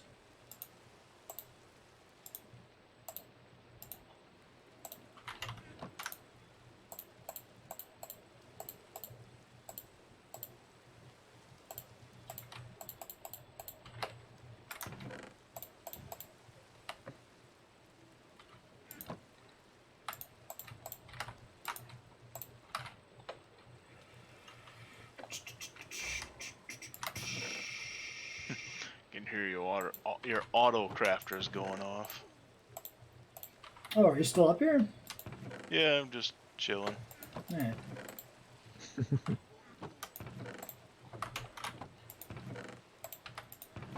I don't got any projects right now, so I don't really have anything better to do, sadly. Haven't decided on much else.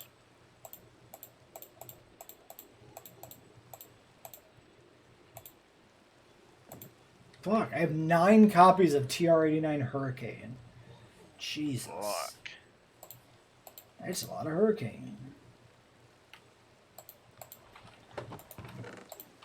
I should be cooking a tyrant right now. Whoop.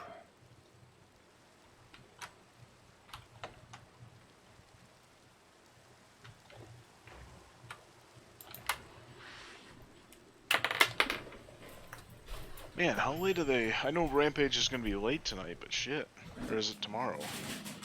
I just know it's skewed Tonight. because This it is- is tonight. yeah. It's after Yeah. one of the March Madness Basketball games games. wraps up. Yeah. Yeah, I read that some people think the Thumbtacks and the Thunder Rosa Britt Baker match were fake. That is so stupid. Like, I don't know how are they fake? I don't understand. Like, you literally see them in people's skin. You see all these, like, you see them fall out and you see little pinpricks of blood come out. Yeah. Like, oh man.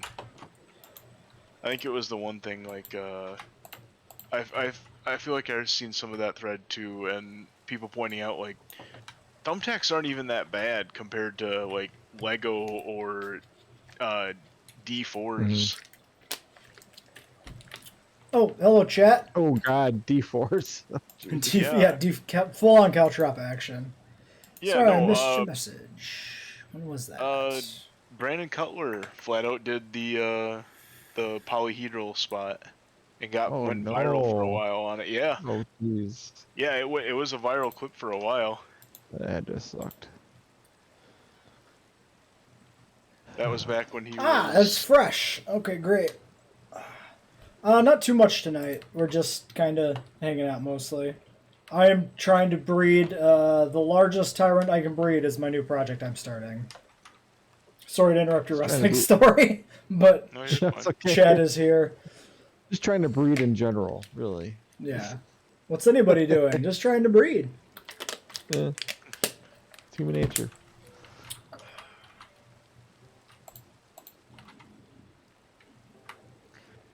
Yep, there.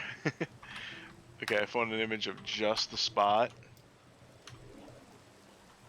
but that was a Facebook promoted ad. Oh shit, I jumped in my field. Oh, Or not ad, promoted video, so we're not messing with that. for sure. Yeah. Good call. Was it Joey Janela match with the Legos? Nope, it was part of the Pretty Peter Avalon Oh. story.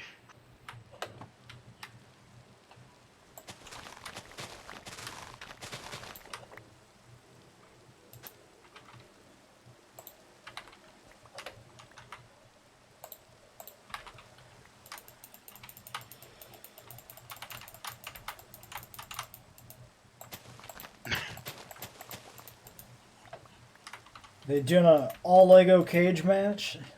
That'd be something. They're gonna have Lego chairs that they can hit each other with.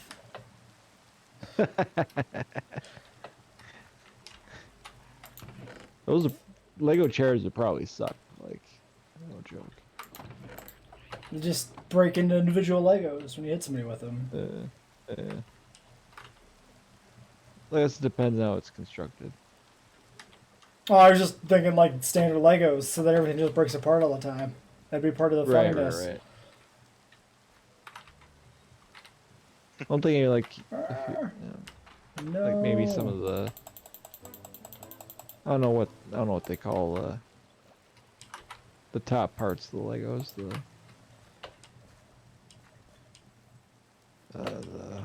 Do Legos generally have anatomy? They must, right? They must have names for the top sort of. Oh I my can't think god. of the name. I forgot him. I only ever remember the D20s, or not D20, but the polyhedral spot.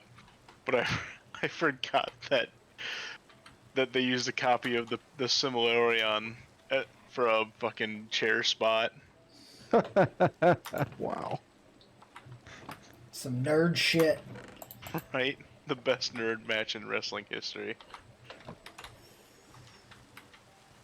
It's not even the thickest book. Pretty sure Return of the King's thicker than the Silmarillion. Having Is tried to read the Silmarillion, I'll say that it fucking feels like the thickest book. You're right. Yeah. Oh, fuck. I hate that all of my waypoints turned off. Now I don't know which ones are important.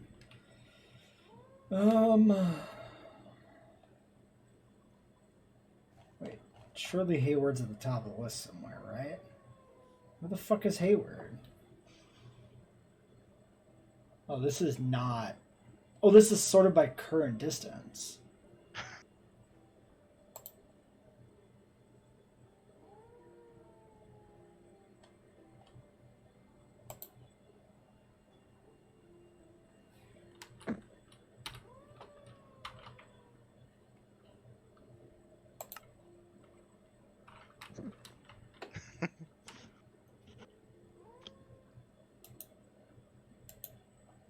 Just looking at wrestling things now. I'm caught up in watching the match. Oh. Ah, wheezing. Ow. Oh, and these idiots are saying they'd rather land on the books than the dice. That's that makes sense. You ever step on a D4? These guys clearly haven't. Are they hardcover books? Yeah, but still, like, No, even still, I'd probably rather. than yeah. books. Although, admittedly, the dice aren't all D4s. I mean, I guess it depends. Like, are they all like just sort of on the ground? Yeah, they're just on the ground. Oh. Like, yeah, I'm grabbing it Books right now. definitely. Books definitely. Feels like I don't know. You're falling into like a pit filled with books. Then I might. Well, What? no, probably still the books. Yeah, here, I'll put it up in Rasselman's quick. Yeah, sure, why not? And I sent it right to the spot where he sets it up. Hmm. I haven't got to someone taking the bump yet, but I'm at the setup. And they do I have a counter war over it.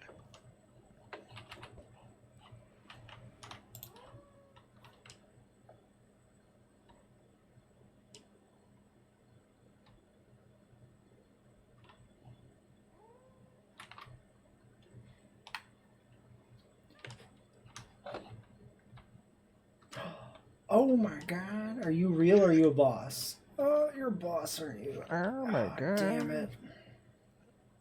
What was it? What is it up at your base? No, you're It's going. a shiny Zubat. It's a boss, though. Damn.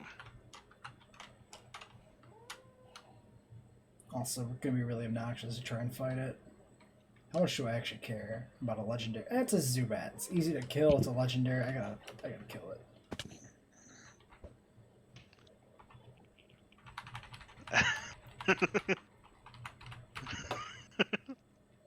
Dang it, Zubat.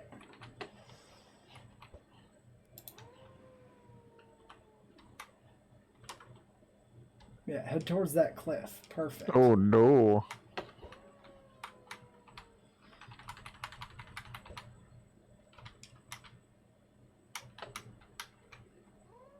Oh wow!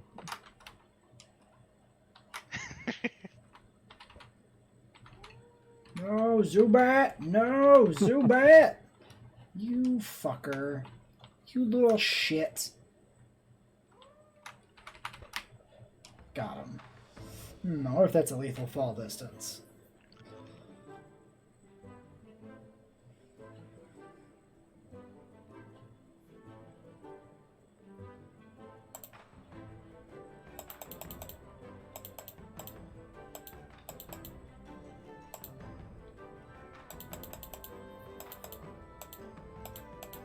Fuck! Double flinches? Get the fuck out of here. There we go.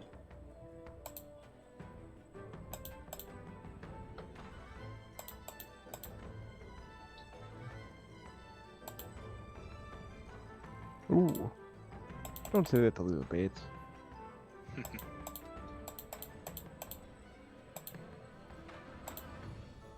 Yay!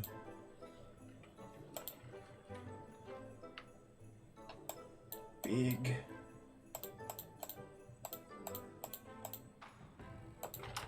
Fly! Oh, okay, not dead. Oops.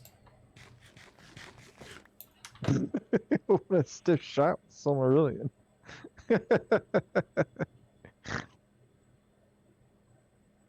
What did that even give me? I clicked so fast because I was going to fall to my death. What the fuck did that even give me? I already had Gunk Shot. Ooh, Blue Thunder Bomb. Is that like just a rare candy or something? Oh, hello. Fucking Swampert. Jesus. Ooh. Roll up on the dice. Ugh.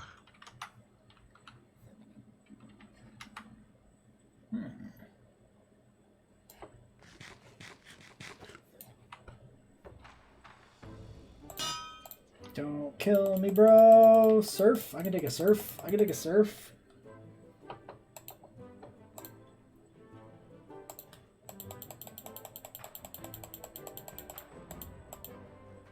Get fucked, Swampert. Also, is the shiny Swampert actually pink?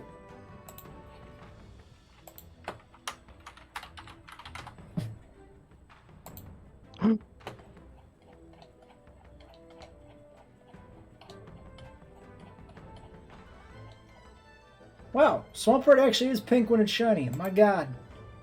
Who knew?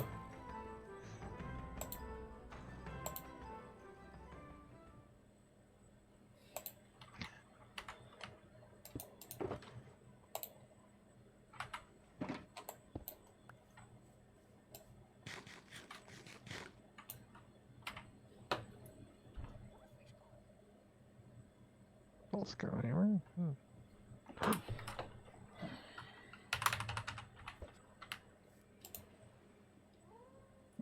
Back towards the shops. I was going to go on a shopping expedition real quick, and then I just stumbled into double legendary bosses. Not quite according to plan, but... Can't complain, even though both of them dropped garbage. Wait, is that an Igglybuff? That's an Igglybuff. Which I already have. And teleport.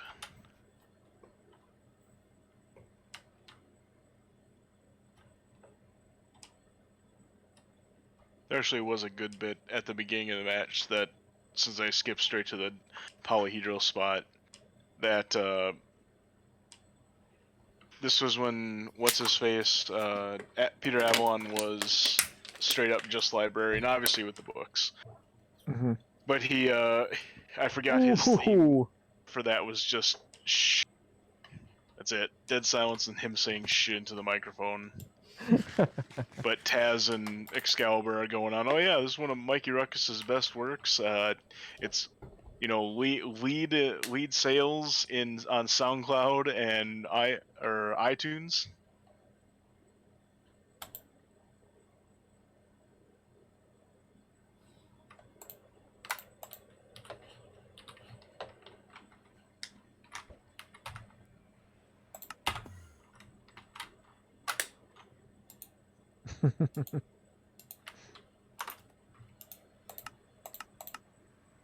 Okay, I've got two huge Tyrants.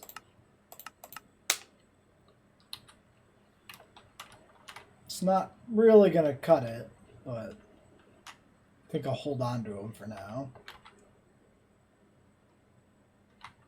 Do they have to be enormous to have a chance for ginormous? Yeah. Okay. I don't remember exactly how it works now. If it's enormous plus enormous is a chance at ginormous, or if anyone is enormous, it has a chance at upgrading. I forget.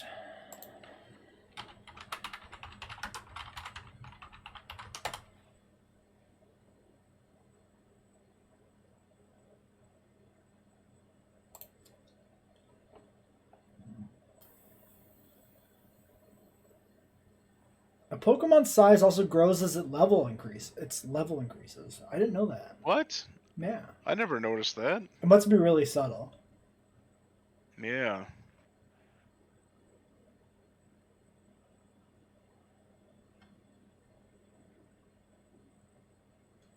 Growth inheritance is determined by the growth between the mother and father's growth, i.e., with some random variance, align the two growths directly next to the determined growth.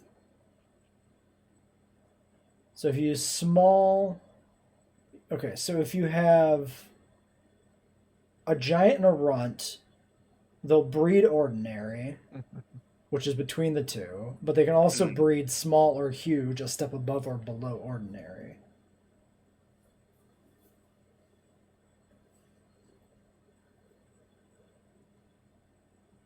Yeah, you need two enormous to breed a ginormous. Makes sense.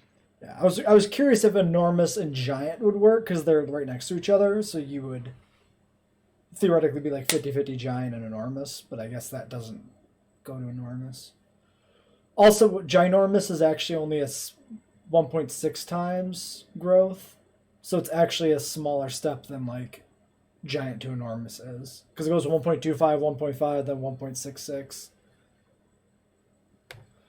That's just the differential between, right? That's the multiplier to the base size. So base size 1 times. So enormous is 1.5 times base size. Ginormous is 1.66 times base size. That's still a difference. Oh yeah, yeah. But I'm just saying that like the jump from giant to enormous is pretty noticeable. That's the biggest jump between size tiers. Because it goes 1, 1.1, 1.25, 1.5, 1.66.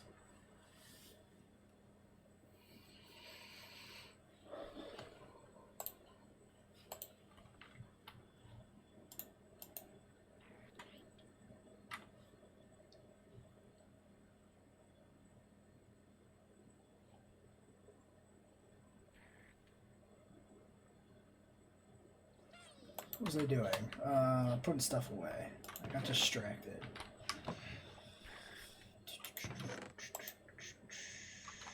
Berry.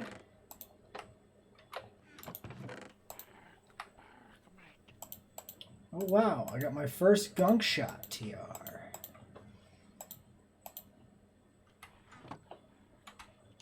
Submitted without comment.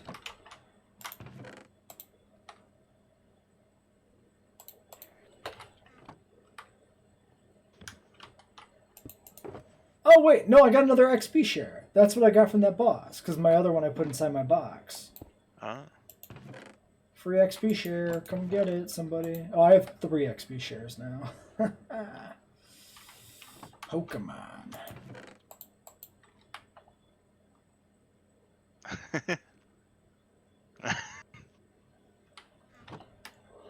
Oh shit.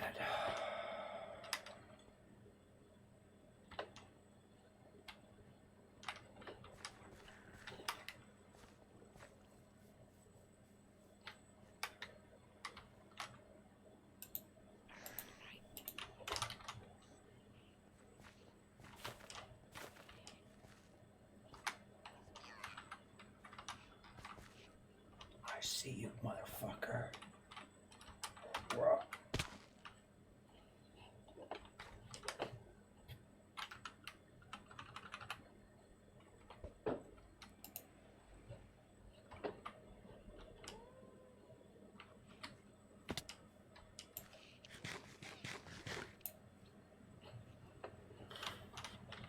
Alright, Tyrant number 3. Giant. Wait, was that better? I don't Yes. remember. Huge, giant, enormous is the progression tree. Alright. So I'm going to throw the first huge Tyrant in the trash can. Bye.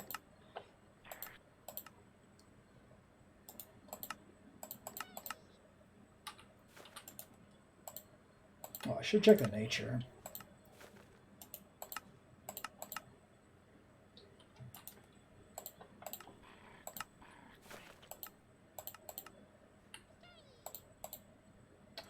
Oh, also, yeah. Well, I guess I don't necessarily need to read 2 Tyrants together.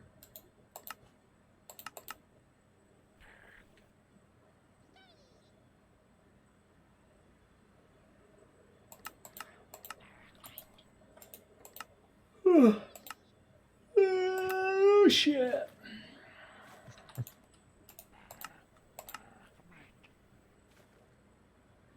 Oh, it's a Totodile that you sent me with the Pokerus. I just found him. Ah.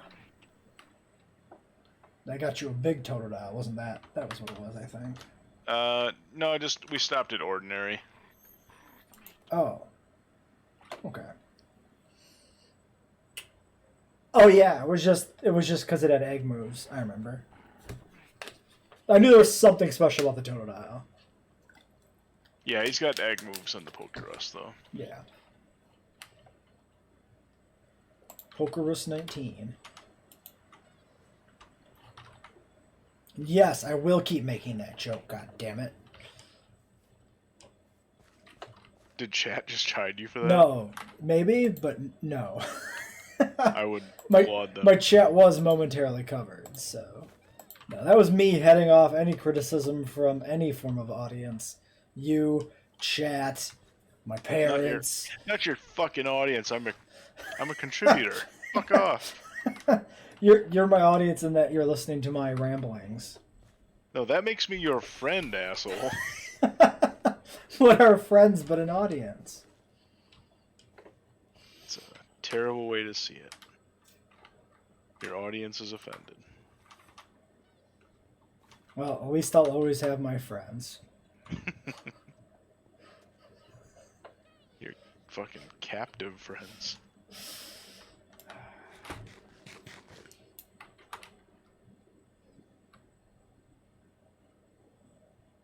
I'll tell you what, there's a concept that's just kind of gone in this day and age, is the old captive audience bit. Like, there is no audience that is captive. Like, there's just too many fucking You say options. that, but we had some fucking Slavic scientist calling remotely on a Zoom call during the convention who was given a 2-minute warning for his talk and continued talking, ignoring the warning, and held the entire room of scientists away from going to the open bar. Successfully. We all sat there in our seats, pissed, not listening to a word this guy was saying while he just rambled on. And nobody got up and walked away to the open bar. Yeah, see, I wouldn't say captive. That's actually bizarre to me that nobody is like, dude, I'm out. He can't even see us. He literally can't see the audience. We could have Right. just all got up and walked away. And yeah, like thick Eastern European accent. I couldn't understand the thing he was saying, even if there wasn't a alluring open bar preventing me from hearing. Small into the trash. Right into the trash can. Goodbye. Hey, Rampage is finally on. Open bar was only beer and wine, though. No liquor for me. No. Sad. I had a wine in a fancy glass, and it wasn't very good because it was wine. What kind of wine, though? A red wine. Fair. Should I have gotten a white? I picked a color essentially at random. Actually, I think I basically picked red because I like the color red more. I mean, in my experience, red wines are usually easier to handle, or not handle, but enjoy than white wines. Okay. I mean, it was drinkable. It was better than a beer would have been. So. And beer is also, beer can be fine if it's the ideal beer. Like, there's a couple beers that I'm into. Never liked a beer. The best beer I've ever had was one that I could actually tolerate drinking, and that was the strongest endorsement I could give to it. And it was some sort of like fucking craft honey beer or something weird. Right. Or That's fucking apple or something. when you find ones like that, they're good to use. I would have rather have had bottom shelf vodka than that beer. But it was the most tolerable beer I'd ever had. And it was like expensive and shit, so Now, see, that's a tough call for me. I get totally trashed for like 2 nights for like half the price of that single fucking beer that I barely stomached. I wonder. I'm just. Would I take a terrible? Now, do we get the bottom shelf terrible liquor with a mixer, or do we Of actually course. just have Of to? course. Okay. That's an assumption. And how much choice do we have in what mixer we get? I would say that you have your choice of any equivalent bottom shelf mixer, i.e., anything you would find on the shelves at like Walmart. That's not, Okay. some club soda or some Mountain Dew or some Coke or whatever. Okay, you can still have something like that. It's not like you have to, like for instance, if we're going with vodka, one of the obvious choices is also a screwdriver, and there are some orange juices that I fucking hate. Like I want to say, Quick Trip orange juice, I hate it.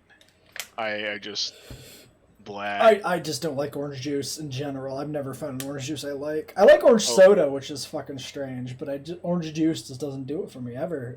Artificial orange juice or like Pretty fresh different. orange juice never works for me. None of it. Don't like orange popsicles either. Orange soda's good. Very weird, yeah. Yeah, I like That's- orange soda, that's orange closer to popsicles the are kind of fine. thing.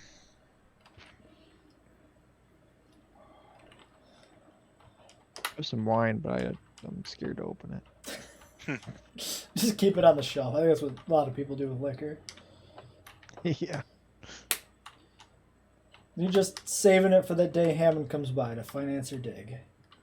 The joke almost works. It's not quite champagne, but Yahoo!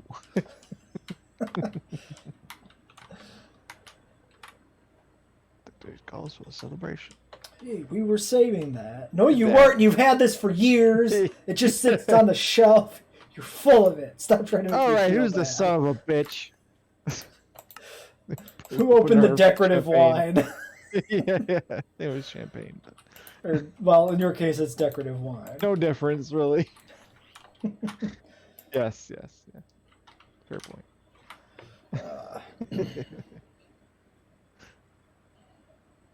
Sparkling white wine. Okay, this guy's good.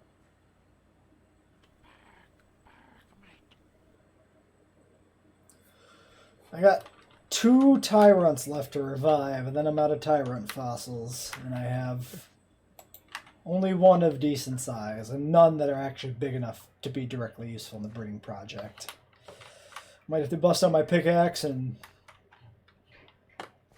destroy another invaluable seabed in the pursuit of big dinosaurs.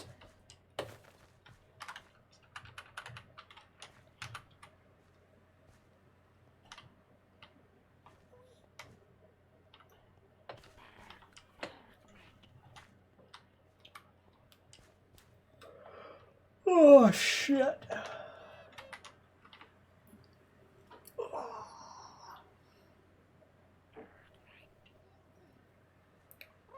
Oh, thank God I brought my melatonin back from the hotel. Oh, that would have sucked.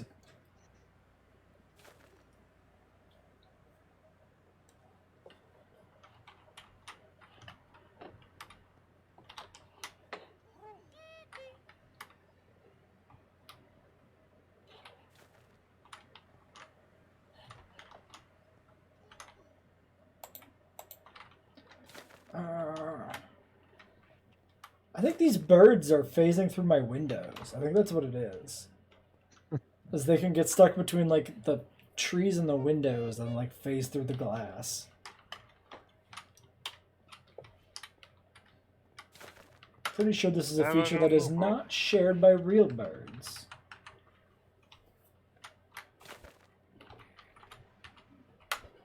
Either that or maybe they're just like spawning in the windowsill. And then clipping in.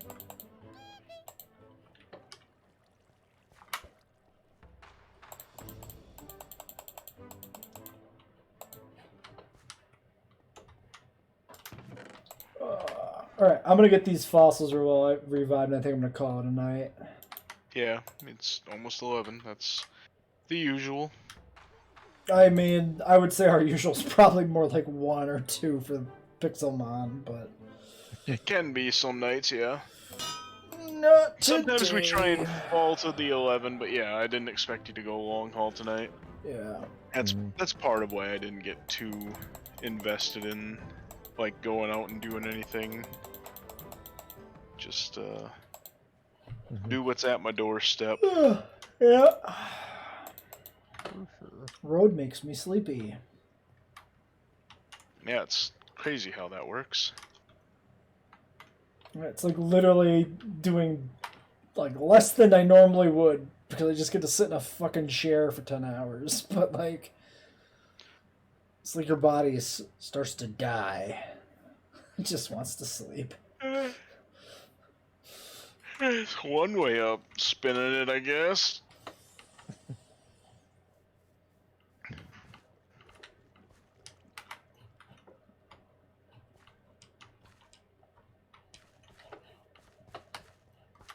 This is a nice base I built here, though. Definitely one of my favorite Minecraft bases. And I actually finished the bastard. Counting the gym into this whole thing.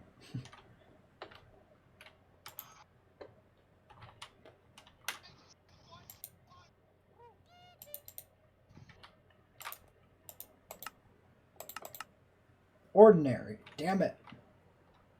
Mine is special attack plus speed, though.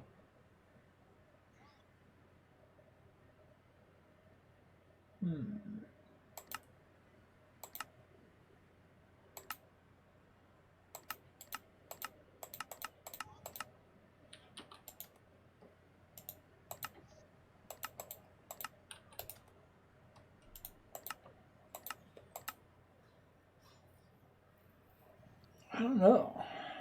Would I want minus a special attack plus speed, or would I want plus attack minus speed?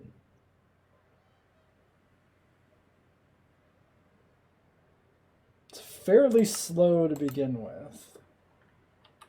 I mean, ideally, I just have a fucking minus special attack nature, but... Into the trash. Wait, this is the right one, right? Abort. Aborted. Extinct. Oh, fuck. I can take the fossil out of the fossil machine? Shit. I didn't even realize that was a thing. Whoops. That's me throwing for content again.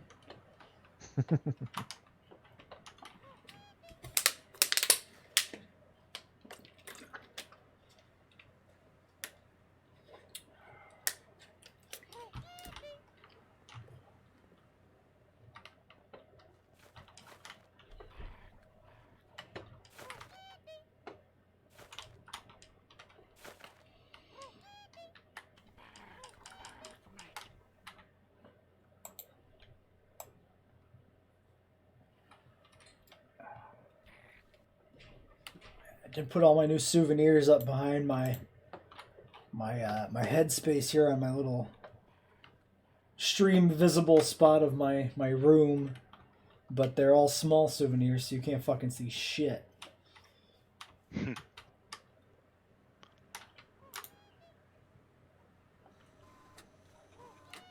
The Borealopelta is a vaguely red blob in the corner, and the shot glass is completely lost.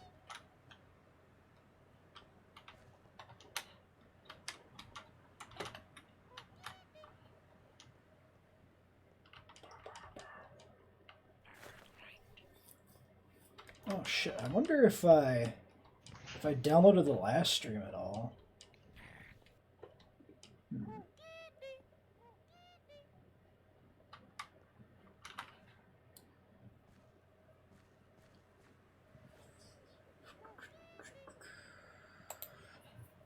Let's check that while I wait.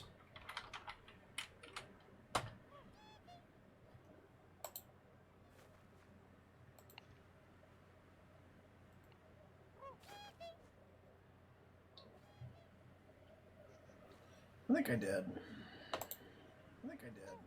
Oh no! Oh, that's my stream. Sheesh. Don't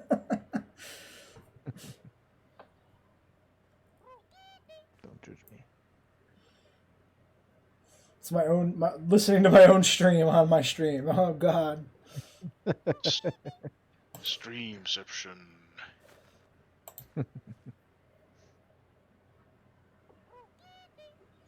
$3:59:16 was the length of the last stream.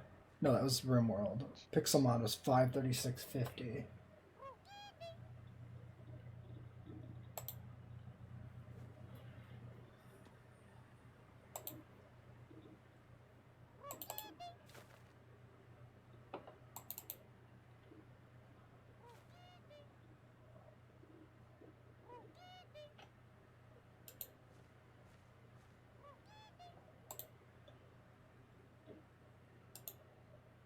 Oh wait, I can just check the.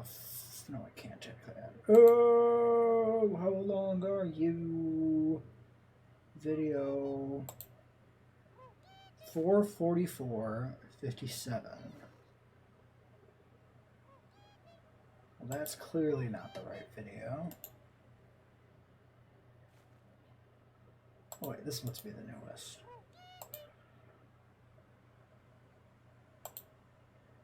$5:36:50. That would in fact be the video.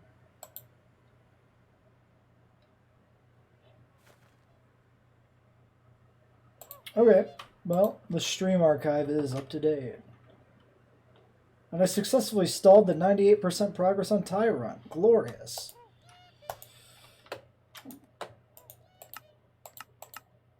Ordinary. Son of a fuck. Shit. Ooh, but minus special attack plus special defense.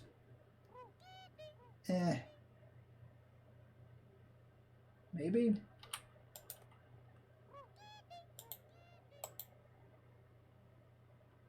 Actually, special defense bonus is pretty good for a rock type because of Sandstorm. That's not bad. That's actually the best nature I've gotten so far, I think. Alright, we'll keep that one. We'll keep that one here. Consider it maybe part of the Tyrant breeding program.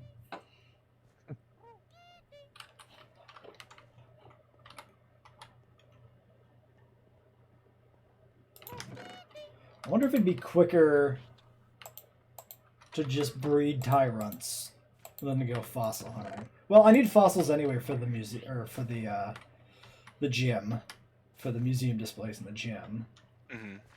Because I'm missing an Anorithina lily fossil still.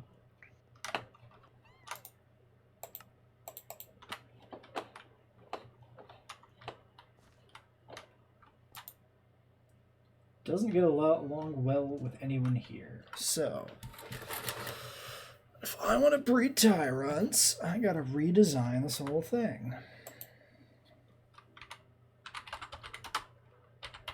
Alright, so maybe that's out then. Nah, I can probably do it. It's probably not that bad. Rock. Bedrock. Well, I think that's out. Block of coal. Endstone. Oh, there's some endstone here already. Fossil block. Oh, like literally Pixelmon fossil. Got it. Block of diamond. A block of emerald. Oh, yeah, wait. How is he this bad? Wait, what? Because this was set up for breeding dragons before. That's why the whole pillar is here. Right. Oh, it's probably 2 males. I'm stupid. Wow. Yeah, okay.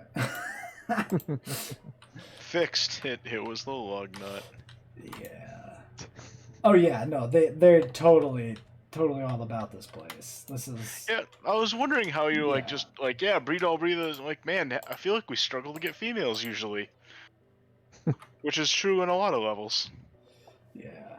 Listen, I don't know how sexual reproduction works, okay? It's a foreign concept to me. I thought I could just I cram mean, 2 males in there yes. together and get some eggs out. So It literally could be a foreign concept for you. get out of the way, you little fuck ass. This is my house. Go away. John Moxley versus Will Ospreay in Chicago. All right. Well, Be an interesting match.